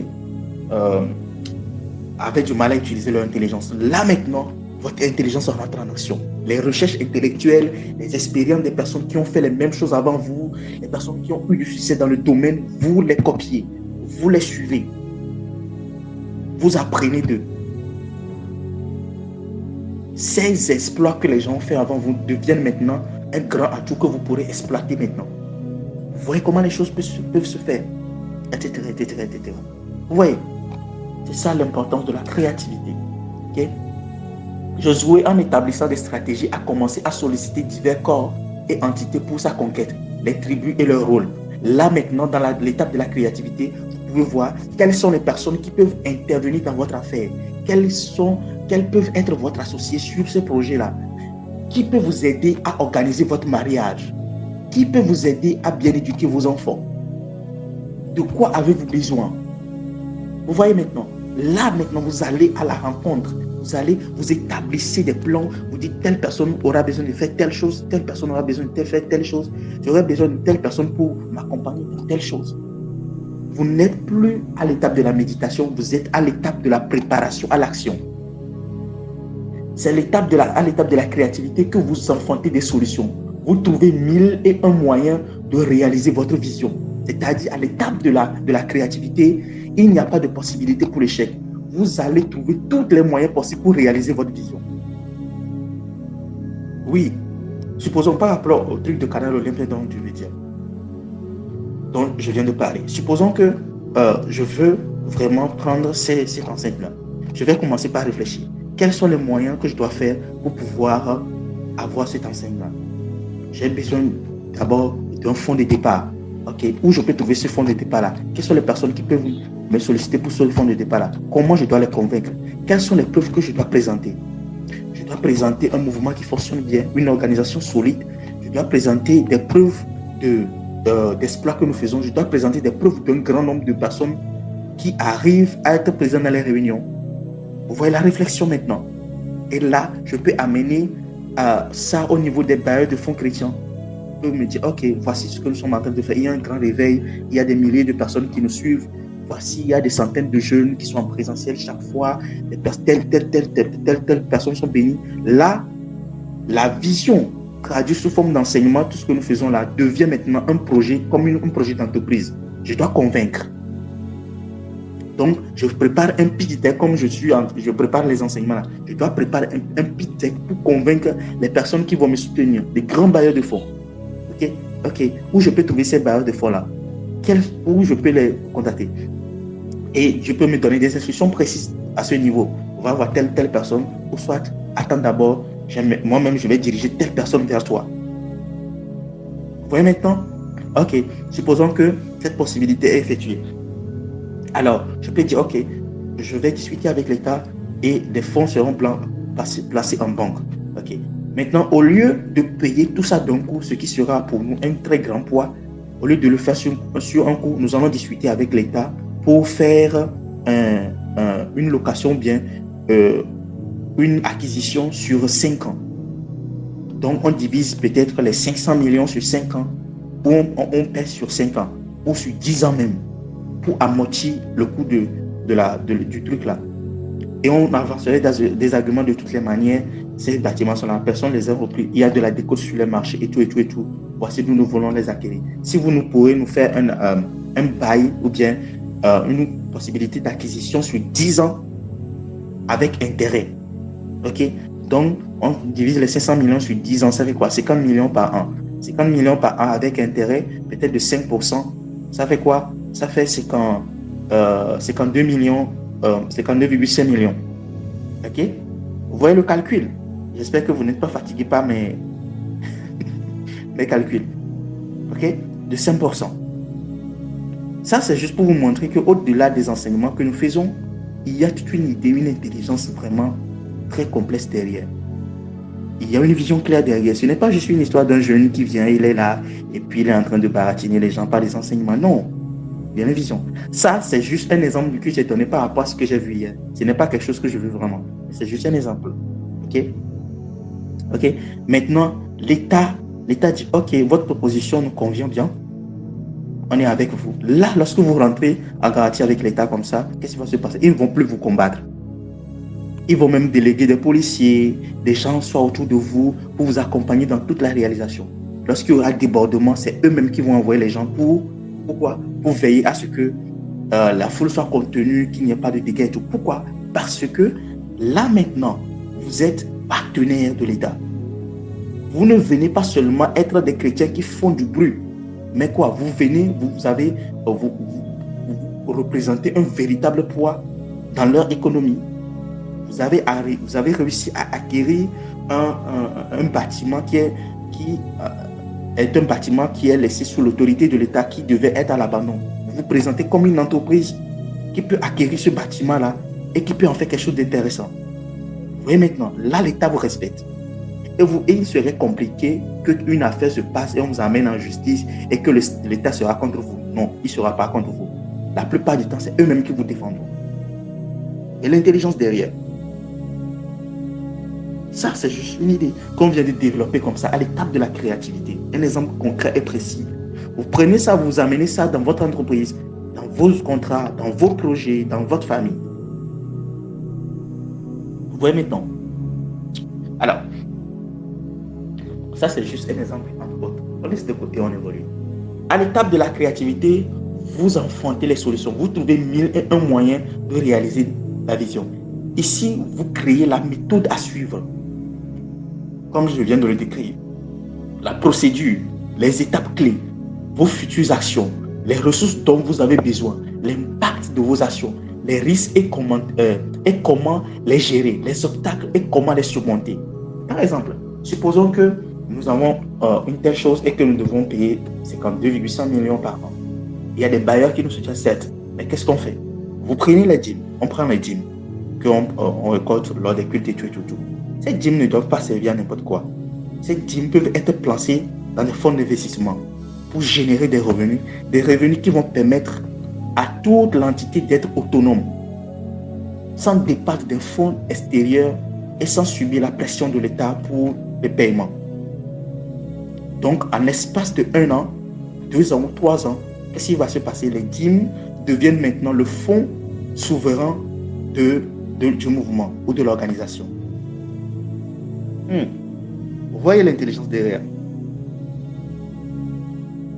Donc, les dîmes deviennent maintenant des fonds d'investissement qui sont placés dans des entreprises, sur des projets qui rapportent des revenus par an. Et là, maintenant, l'entité peut être autonome et même rembourser les dettes ou bien le paiement, l'acquisition avant le temps fixé et se lancer dans d'autres activités encore. Ça, c'est l'étape de la créativité. Nous venons de manifester quelque chose. Vous voyez maintenant. Ici, comme je l'ai dit, vous créez la méthode à suivre, la procédure, les étapes de vos futures actions. Vous écrivez ça. Les ressources dont vous avez besoin, c'est-à-dire l'argent, les personnes, etc. L'impact de vos actions, c'est-à-dire quand vous allez engager ces actions-là, qu'est-ce qui va revenir comme des retours? Comment les gens vont le prendre? Les risques et comment gérer. Ok? Comment gérer les risques? Les obstacles et comment les surmonter? Quels sont les obstacles qui peuvent être devant moi? Le problème des bailleurs de fonds, Est-ce que l'État va résister, etc. Va vérifier la source des fonds, la crédibilité. Comment contourner cela? Alors, supposons que je n'ai pas encore autant d'autorité pour pouvoir discuter directement à l'État. Alors, je vais aller chercher quelqu'un qui va me couvrir, ou bien quelqu'un sous la couverture duquel je peux être et qui peut représenter une autorité. Alors, je peux prendre par exemple la couverture d'une personne comme David Oyedepo qui est connu mondialement. Quand il présente, il y a ces entités ici au Togo, on dit ok, c'est sous couvert d'eux. Alors, ils se diront ok, le gars a assez de jeu pour nous convaincre. Vous voyez, il y a des idées derrière. La créativité sort de l'imaginaire. La vision sort de l'imaginaire, la vision et la méditation, de leur monde intangible, et les traduit sous forme de plan, comme un architecte qui vient de concevoir le plan d'une future maison à construire. La maison n'est pas encore construite, mais le plan est là. C'est à partir du plan que les premières pierres de la maison seront posées. Vous voyez maintenant, exemple, j'ai déjà la grâce. Alors, qu'est-ce que cette grâce peut me pousser à faire? Ça, c'est un exemple. J'ai déjà la grâce. Qu'est-ce que cette grâce peut me pousser à faire? De quoi ai-je besoin pour faire la chose? Pour le faire? De qui ai-je besoin? Où dois-je le faire? Comment dois-je le faire? Quels sont les risques que... Comment dois-je le faire? Quand dois-je le faire? Quels sont les résultats espérés? Quels sont les risques que ce que je veux faire ne marche pas? Et comment les contourner? Quels sont les risques que ce que je veux faire ne marche pas? Et comment les contourner? Et ça, vous prenez ça dans n'importe quel état. Supposons une femme et son mari qui sont ensemble. Et la femme, je ne sais pas, le mari, ça dépend de vous. Je vais dire ça, quelqu'un m'a dit que non, on ne parle seulement des femmes il ne parle pas des hommes. Donc vous prenez. Supposons que vous êtes en foi, ne discutez pas, et tout. Ok, l'un d'entre vous décide de restaurer la relation bien, de rétablir les choses comme avant. Alors, il établit des stratégies. Ça ne se fait pas juste comme ça. Oh chérie, si on discutait, pas t'insulter. Ça ne marche pas comme ça. Alors, tu es là, tu es qui? Stratégie. Qu'est-ce que la personne aime? Quels sont les restaurants préférés? Quelle surprise je peux organiser? Quel dîner aux chandelles je peux faire? Des fois, tu envoies les enfants aller rester chez, je sais pas moi, l'oncle ou la soeur, pour que vous ayez des moments intimes, etc. Vous écrivez et tu établis les stratégies. Ok, bon, déjà nous sommes en foi. Comment il va prendre l'idée? Maintenant, comment faire pour que, lorsque je vais avancer l'idée, pour qu'il ne prenne pas ça de manière suspicieuse? Quand quelqu'un est en colère, tu veux lui faire une surprise, ça ne marche généralement pas. Ça risque de se retourner contre toi. Alors, comment tourner la situation? Vous voyez maintenant? Et vous établissez des stratégies. Le reste, c'est une question de volonté. Okay. Après cette étape, chacun doit écrire de manière détaillée sa vision et comment la réaliser à partir de l'exemple précédent. Alors, l'exercice que j'ai pour vous, d'ici la fin de ce programme, c'est quoi? C'est que vous écrivez au moins une de vos visions. Une de vos visions et que vous détaillez comment vous voulez la réaliser. Et je crois que le 1er juin, je vais organiser un live et chacun va me présenter sa vision et la manière dont il ou elle veut la réaliser. On est d'accord avec ça? Parce que c'est la pratique. Ce que j'enseigne, ce n'est pas seulement dans l'imaginaire, c'est la pratique. Est-ce qu'on est d'accord? Dans la mesure où les choses sont très sensibles, je peux l'obtenir en entretien, mais tu vas quand même en parler de manière brève dans le live, d'une manière ou d'une autre. Est-ce qu'on est d'accord? Que ce soit pour le mariage, ça dépend de la vision de tout le monde. Ce n'est pas une question de forcément les affaires. Qu'est-ce qui te tient à cœur que tu veux réaliser? Exercice. C'est bon? À ceux qui ne sont pas dans le live, après vous le leur dites. Et je vais le reprendre encore et encore pour que tout le monde soit cabré. Ok? On y va. Grand 7. On va terminer aujourd'hui. Il reste seulement 2 étapes. La parole. À l'étape de la parole, nous sommes dans Proverbe 18, le verset 29, verset 21. Proverbe 18, le verset 21. Demain, on doit commencer quelque chose de nouveau. le verset 21. J'espère que je ne vous fatigue pas. La mort et la vie sont au pouvoir de la langue. Quiconque l'aime en mangera les fruits. La mort et la vie sont au pouvoir de la langue. Quiconque l'aime en mangera les fruits. Vos paroles donnent vie à vos plans. Elles sortent vos plans de la forme d'écriture pour les amener à leur véritable forme dans le monde réel. Je crois que j'ai assez explicité cette partie. Donc, je vais évoluer en lisant pour que chacun puisse me comprendre. Okay? En croyant du cœur, vous parvenez à la justice. Mais c'est en confessant de votre bouche que vous vous êtes sauvés. Ça veut dire quoi? Le salut de vos affaires, de votre famille, de votre gloire vient de votre confession. 2 Corinthiens 4,13. J'ai cru, c'est pourquoi j'ai parlé. Nous aussi nous croyons et c'est pour cela que nous parlons. Quand vous croyez, vous parlez. La foi ne se tait pas, elle fait du bruit. Avez-vous déjà entendu une machine traverser une montagne sans faire de bruit? Ce n'est pas possible. Vous avez déjà suivi les vidéos où on est en train de creuser des tunnels dans les montagnes? Les machines font du bruit, la foi fait du bruit. Okay? Jésus a dit, par votre foi, vous commanderez aux montagnes et elles se jetteront dans la mer. Ça veut dire quoi? Ça veut dire que lorsque les montagnes se déplacent, elles font du bruit. Quand vous commencez à déplacer les montagnes de votre destinée, vous ne pouvez pas vous permettre de ne pas parler. La parole, le domaine de la parole est un domaine très sensible. Vous ne pouvez pas vous permettre de ne rien dire. C'est vos paroles qui donnent la forme réelle à vos quoi? À vos plans. Ok? Ce que vous êtes, l'image est devenue émotion. Émotion est devenue vous. Vous, c'est manifesté sous forme de plan. Les plans maintenant doivent prendre une forme réelle. Mais elles doivent d'abord transiter par la parole. Parce que toutes choses ont été faites par la parole et rien de ce qui a été fait n'a été fait sans elle.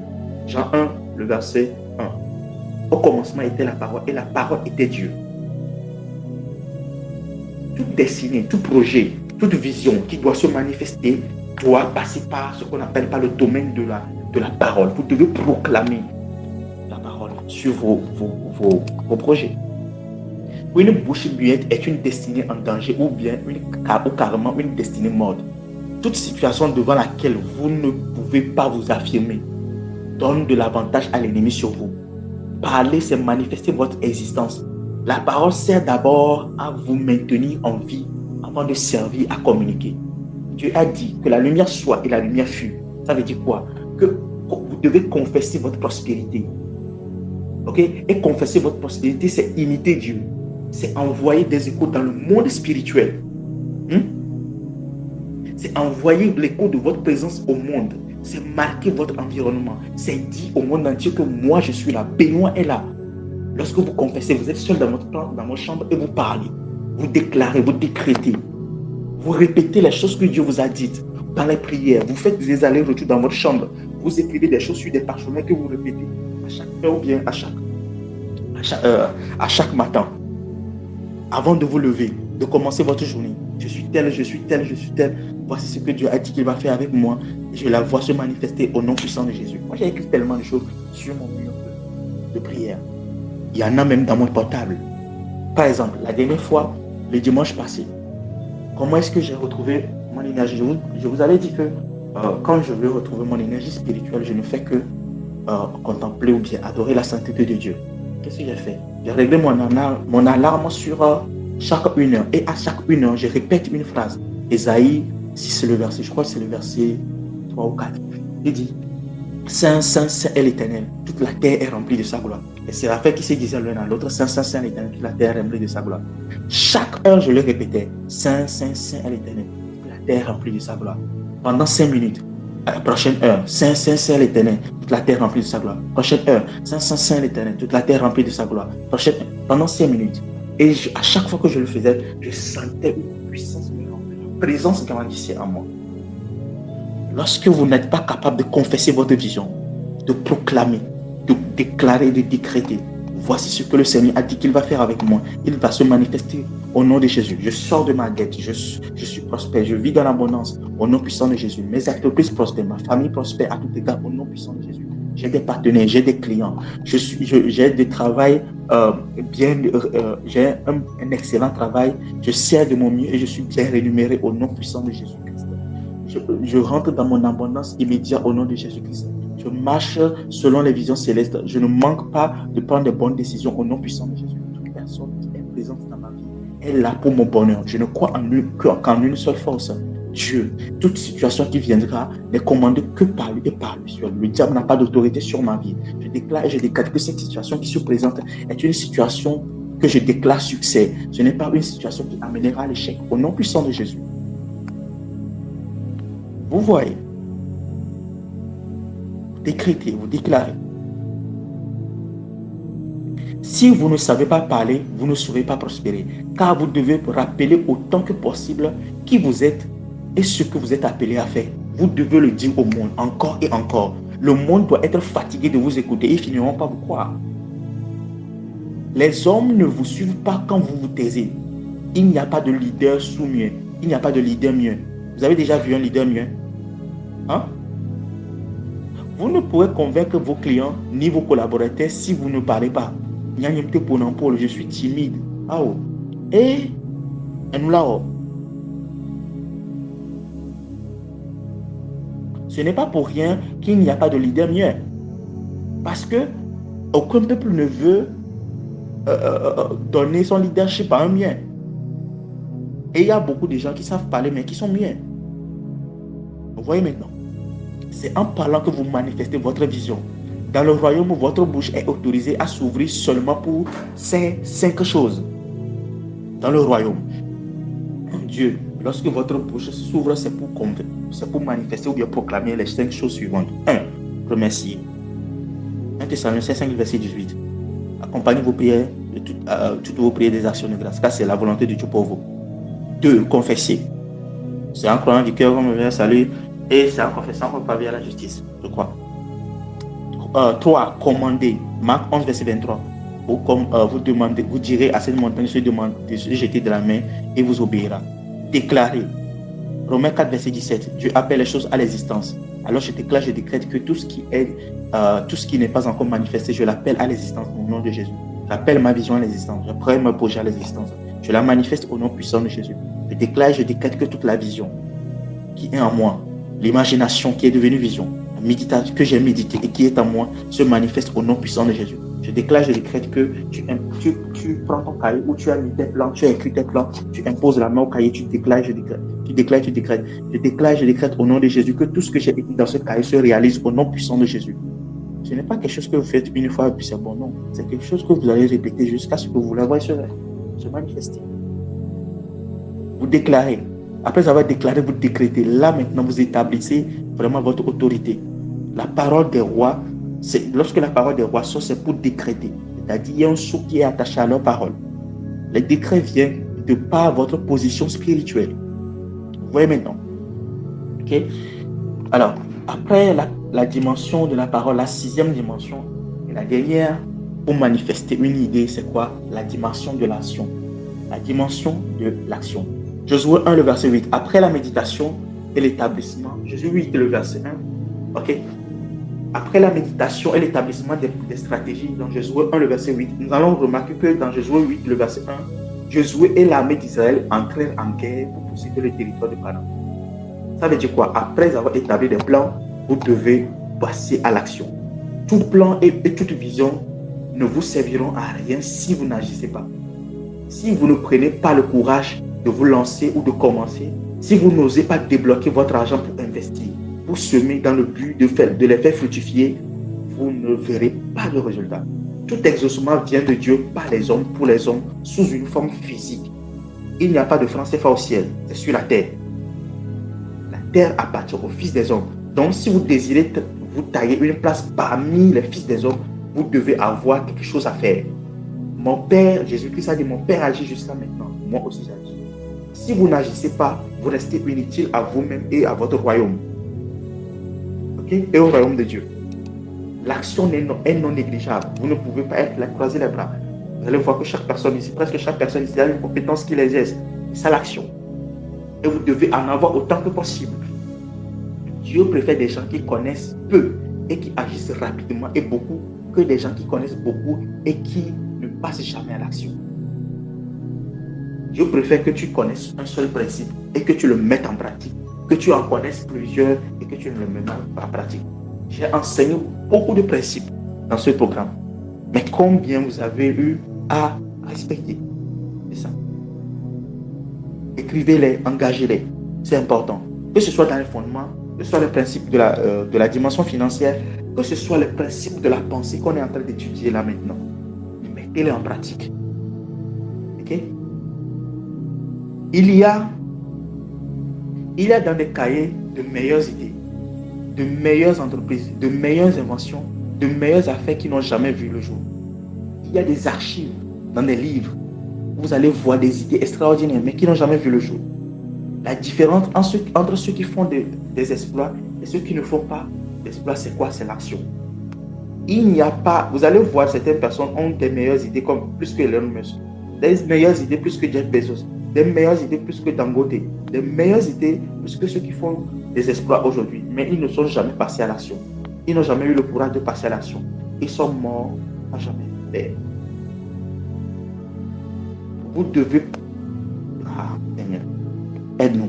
La différence entre ceux qui font des exploits et ceux qui ne font pas d'exploits, c'est l'action. Vous ne pouvez pas tout connaître avant d'agir. Ça, il faut se le dire. Vous ne pouvez pas tout connaître avant de passer à l'action. Commencez avec ce que vous connaissez maintenant et les autres choses vous suivront. Dieu préfère des gens qui connaissent peu et qui agissent rapidement que des gens qui connaissent beaucoup et qui ne passent jamais à l'action. Répéter la même phrase 2 fois, ça veut dire que c'est quelque chose qui est à revoir. Je l'ai répété ici. Je l'ai répété ici. Et je l'ai repris ici. La même phrase 2 fois, identiquement, sans rien enlever. Vous voyez maintenant? Ça veut dire que c'est quelque chose qui est confirmé, quelque chose que vous devez vraiment mettre en pratique. Dieu préfère des gens qui connaissent peu et qui agissent rapidement que des gens qui connaissent beaucoup et qui ne passent jamais à l'action. Il y a des cahiers des meilleures idées, des meilleures entreprises. Ok? Des inventions, de meilleures affaires qui n'ont jamais vu le jour. La différence entre ceux qui font les exploits et qui ne font pas, c'est quoi? C'est l'action. Ça veut dire quoi? Ça veut dire que vous ne pouvez pas tout connaître. Ok? C'est la même chose que j'ai répété, il n'y a pas de souci. La croix n'est pas une philosophie, mais une œuvre concrète. La croix que nous prêchons là, ce n'est pas une philosophie, ce n'est pas une idée, ce n'est pas une histoire de Confucius ici. Ce n'est pas une histoire de Bouddha. Non, c'est une œuvre concrète. Le sang est versé, quelqu'un a souffert, quelqu'un a été torturé, quelqu'un est mort, quelqu'un est ressuscité. La croix est une œuvre concrète, ce n'est pas une philosophie. Nous ne sommes pas derrière une philosophie. Nous ne sommes pas derrière un discours, les discours venus de la sagesse. La Bible dit que l'apôtre Paul dira, notre royaume ne se repose pas sur de vains discours, mais quoi? Sur une démonstration de force et de puissance. Nous démontrons la force et la puissance de Dieu. La foi sans les œuvres est vaine. Si vous avez la foi, alors qu'est-ce que vous devez faire? Agissez, passez à l'action. Que Dieu vous bénisse énormément. Amen. Amen. Est-ce que quelqu'un bénit ce soir? Quelqu'un bénit? Amen. Si tu es béni, donne-moi un bon amen parce que je te vois passer à l'action au nom de Jésus. Amen. Tu as reçu tellement de dépôts en ces 20. Amen, amen. Tellement de dépôts. Le temps est arrivé d'agir. Amen. Amen. Donne-moi un bon amen. Un super amen. Et je vais continuer dans ce que je dois faire pour toi ce soir. J'ai dit que je vais déclarer sur toi la fin. D'accord? C'est ce que j'ai dit, n'est-ce pas? Je vais déconnecter mon truc là. Et je dois revenir sur ce que je dois déclarer. C'est important. Si le Seigneur m'a recommandé de le faire, on va le faire. On va le faire. On va le faire. On va le faire.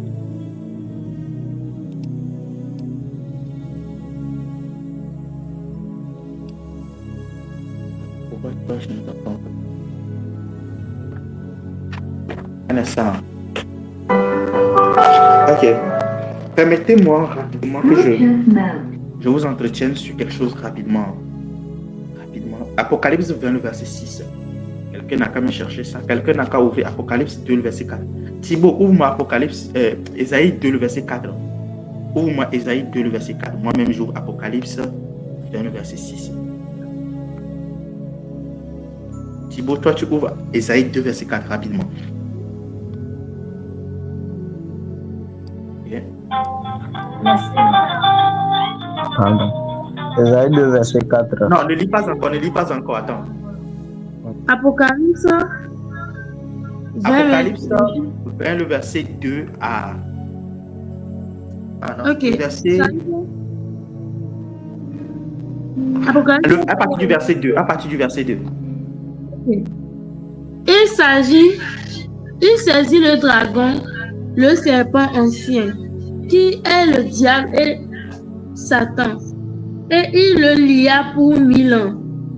Il le jeta dans l'abîme, ferma le scella l'entrée au-dessus de lui, afin qu'il le jeta dans l'abîme,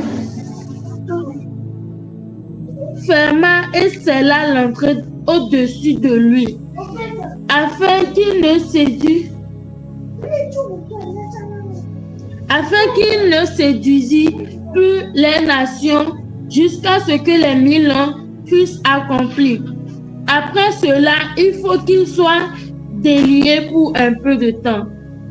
Et je vis des trônes, et à ceux qui s'y assirent fut donné le pouvoir de juger.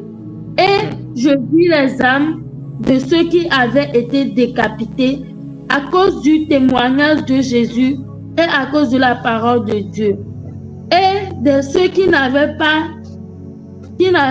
adoré la bête ni son image, et qui n'avaient pas reçu la marque sur leur front et sur leurs mains. Il revit la vie. Il revit à la vie. Et il revint à la vie. Il revint à la vie. Et il régnait avec Christ pendant 1000 ans. Les autres morts ne revinrent point à la vie jusqu'à ce que les 1000 ans fussent accomplis. C'est la première résurrection.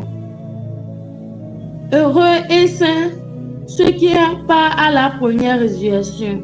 La seconde mort n'a point de pouvoir sur eux, mais ils seront sacrificateurs de Dieu et de Christ, et ils régneront avec lui pendant 1000 ans. Amen. Amen. C'est bon. Amen. Écoutez, quand vous lisez ce verset, vous comprenez que il y a des gens qui vont régner avec Christ pendant 1000 ans sur la terre, pas au ciel, sur la terre. Après quoi? Après la seconde, après la première résurrection, c'est-à-dire après l'enlèvement, après que certaines calamités aient passé et tout, il y a un règne qui viendra, on appelle ça le règne de 1000 ans. Et pendant ce règne, qu'est-ce qui va se passer? Il y a des gens qui vont s'asseoir sur des trônes, Apocalypse 20, verset 4, et je vis des trônes, et ceux qui s'y assient furent donnés le pouvoir de juger. Ces personnes-là vont recevoir le pouvoir de juger la terre, les nations. Amen. Est-ce que quelqu'un me suit? Et ils vont régner avec Christ pendant 1000 ans. Ok? Et ces personnes, Dieu a dit qu'ils sont des sacrificateurs de Christ. Et ils vont régner encore pendant 1000 ans. Qu'est-ce que ça veut dire? Ça veut dire quoi? Quelles sont les personnes qui seront capables de régner dans le millénaire? Les personnes qui seront capables de régner dans le millénaire sont les personnes qui aujourd'hui ont appris à avoir de la stature en Christ. Et qui sont ceux qui ont de la stature en Christ? Ce sont des gens qui respectent les principes et les lois. Pas des gens que Dieu aime, mais des gens qui aiment Dieu. Des gens qui grandissent dans l'obéissance aux principes et aux lois. Et vous allez voir, la Bible dit, nous n'avons pas à lutter contre la chair et le sang, mais contre les dominations, les autorités, les princes de ce monde des ténèbres. Et vous allez voir plus tard, dans Apocalypse 1, Éphésiens 1, le verset 20, où on dira que Jésus-Christ, il a été élevé au-dessus des dominations, des autorités et des puissants de ce monde des ténèbres. Vous irez plus tard dans Philippiens 3 ou Philippiens 2, la Bible dira que Jésus-Christ, il a reçu le nom au-dessus de tout nom. Mais qu'est-ce qui s'est passé avant qu'il reçoive le nom au-dessus de tout nom? Il s'est soumis à Dieu. Il est allé à la croix. Il n'a pas murmuré. Et il est allé à la croix jusqu'à la mort de la croix. Et c'est lorsqu'il est mort, il est ressuscité, que Dieu l'a souverainement élevé. Il lui a donné un nom au-dessus de tout nom. Afin que tout genou fléchisse et toute langue confesse qu'il est le Seigneur des seigneurs et le roi des rois. Alors, quiconque veut régner avec Christ, c'est-à-dire doit être les rois, doit faire partie des rois du roi, doit faire partie des seigneurs du Seigneur, doit grandir dans ce qu'on n'appelle pas les principes. Ce sont des principes qui font de vous des princes. J'en avais déjà parlé. Et ce sont des principes qui font de vous quoi? Des rois, des autorités, des personnes puissantes. Quand vous grandissez aujourd'hui dans les principes, vous montrez votre fidélité à Dieu par rapport aux principes. Dieu, la Bible dit, je vous avais parlé quand je parlais de la dîme, je parlais des offrandes et tout ça. Je vous avais dit, entre temps, je crois que c'est les semences pour le royaume. J'avais parlé en disant qu'il y a des récompenses dans ce siècle présent et dans les siècles à venir. Et dans l'éternité, c'est 3 dimensions. Un, dans le siècle présent, c'est-à-dire les choses que vous êtes en train de vivre aujourd'hui. Les siècles à venir, c'est les 1000 ans qui arrivent. Et la récompense est quoi? Parce que vous avez respecté les principes, parce que vous avez honoré Dieu, parce que vous avez grandi dans l'obéissance des principes. Cela vous donne quoi? De l'avantage. Cela vous donne des points en plus. Cela vous permet qu'on vous mette en charge des territoires et des nations à venir, des villes à venir. C'est vrai. Qui va venir gouverner ce monde à partir de la Nouvelle Jérusalem? Il y a des présidents qui sont des présidents des États-Unis, mais ce sont des chrétiens. Ce seront des rois du Seigneur Jésus. D'autres seront des gouverneurs en Afrique, au Togo, partout dans le monde entier. Et ce seront toutes les personnes qui vont occuper les positions étatiques dans le monde entier pendant ces 1000 ans-là seront des personnes qui auront grandi dans les principes. Ce seront des personnes qui feront partie de la catégorie des rois et des seigneurs. Malheureusement, tout le monde ne peut pas être dans cette catégorie. Il n'y a que ceux qui ont grandi en statut, en principe, qui peuvent vraiment rentrer dans cette catégorie. Est-ce qu'il y a la possibilité que tout le monde y rentre? Oui. Mais est-ce que tout le monde va y rentrer? Non. Pourquoi? Parce que tout le monde n'aime pas respecter les principes et les lois. Ça, c'est la deuxième dimension de la récompense des choses à venir. Les gens pensent que la Bible, l'apôtre Paul a dit, si c'est seulement dans ce siècle que vous espérez, vous croyez en Christ, alors vous êtes le plus malheureux des hommes. C'est ce que l'apôtre Paul a dit. Que nous sommes les plus malheureux que si ce n'est que dans ce siècle que notre espérance s'attache à Christ.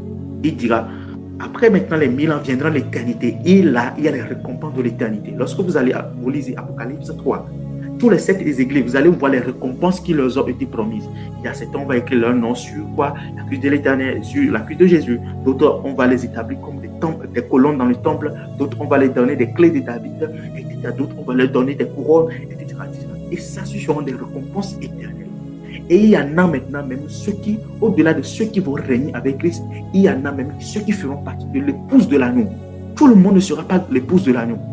Il y a une catégorie de saints qui sera préservée en fonction de leur fidélité, de leur statut, de leur intégrité, de leur manifestation de ce qu'on appelle par la justice de Dieu, qui vont rentrer dans cette catégorie de Dieu qu'on appellera l'épouse de l'agneau.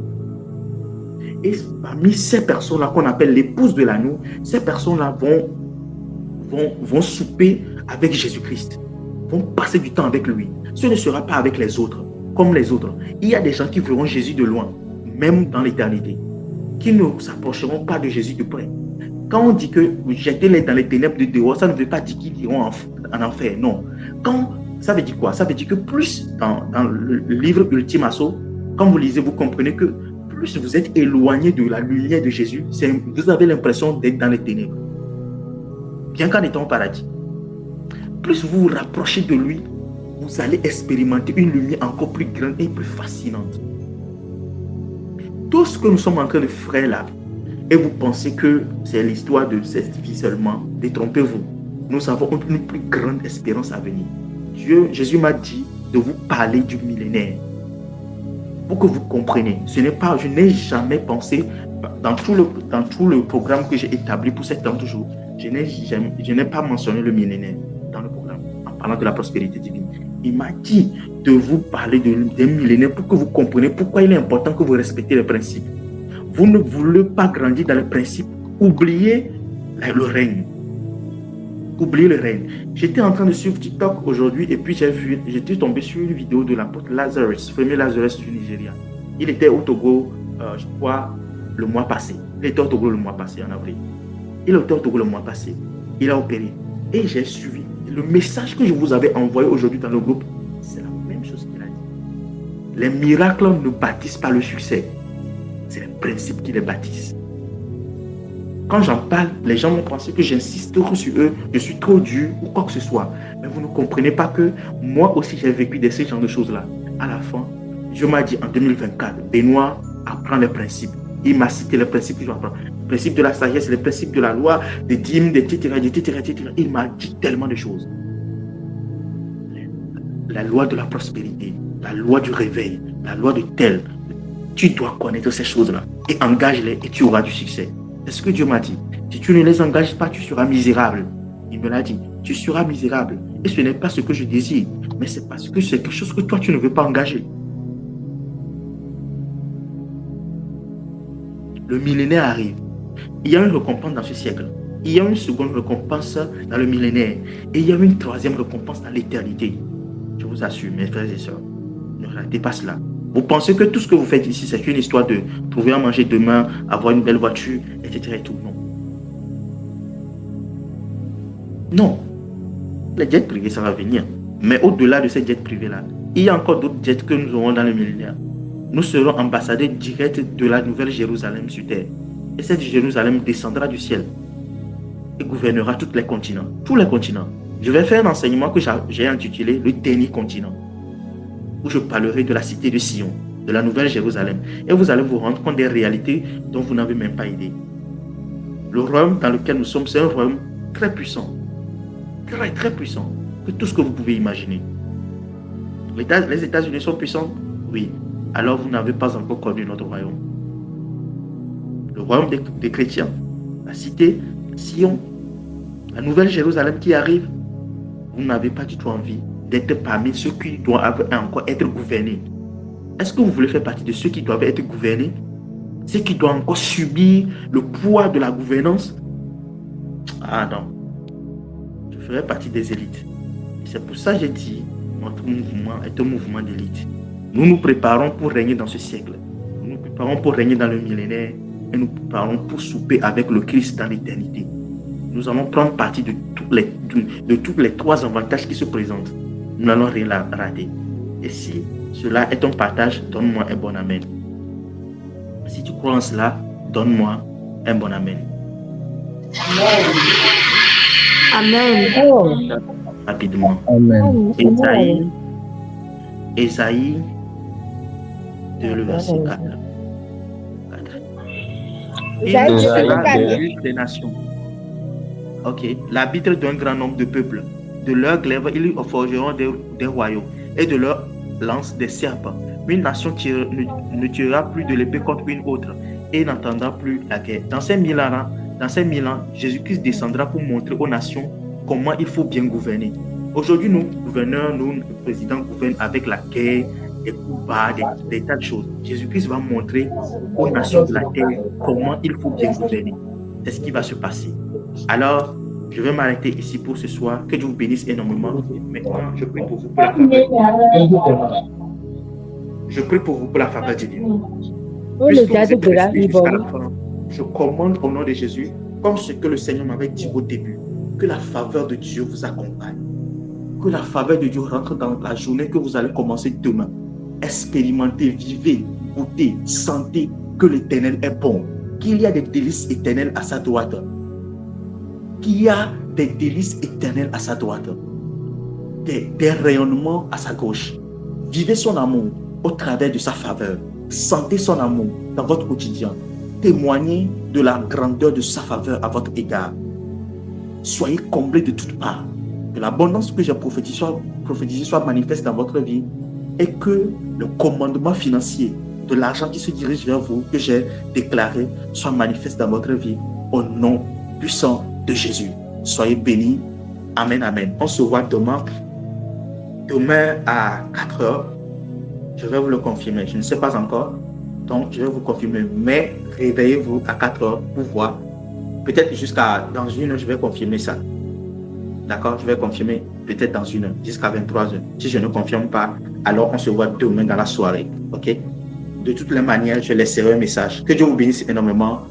On se voit demain. Que le ciel vous accompagne. Rentrez dans cette semaine et faites des exploits. Au nom de Jésus. Je vous aime, je vous bénis. Shalom à tous.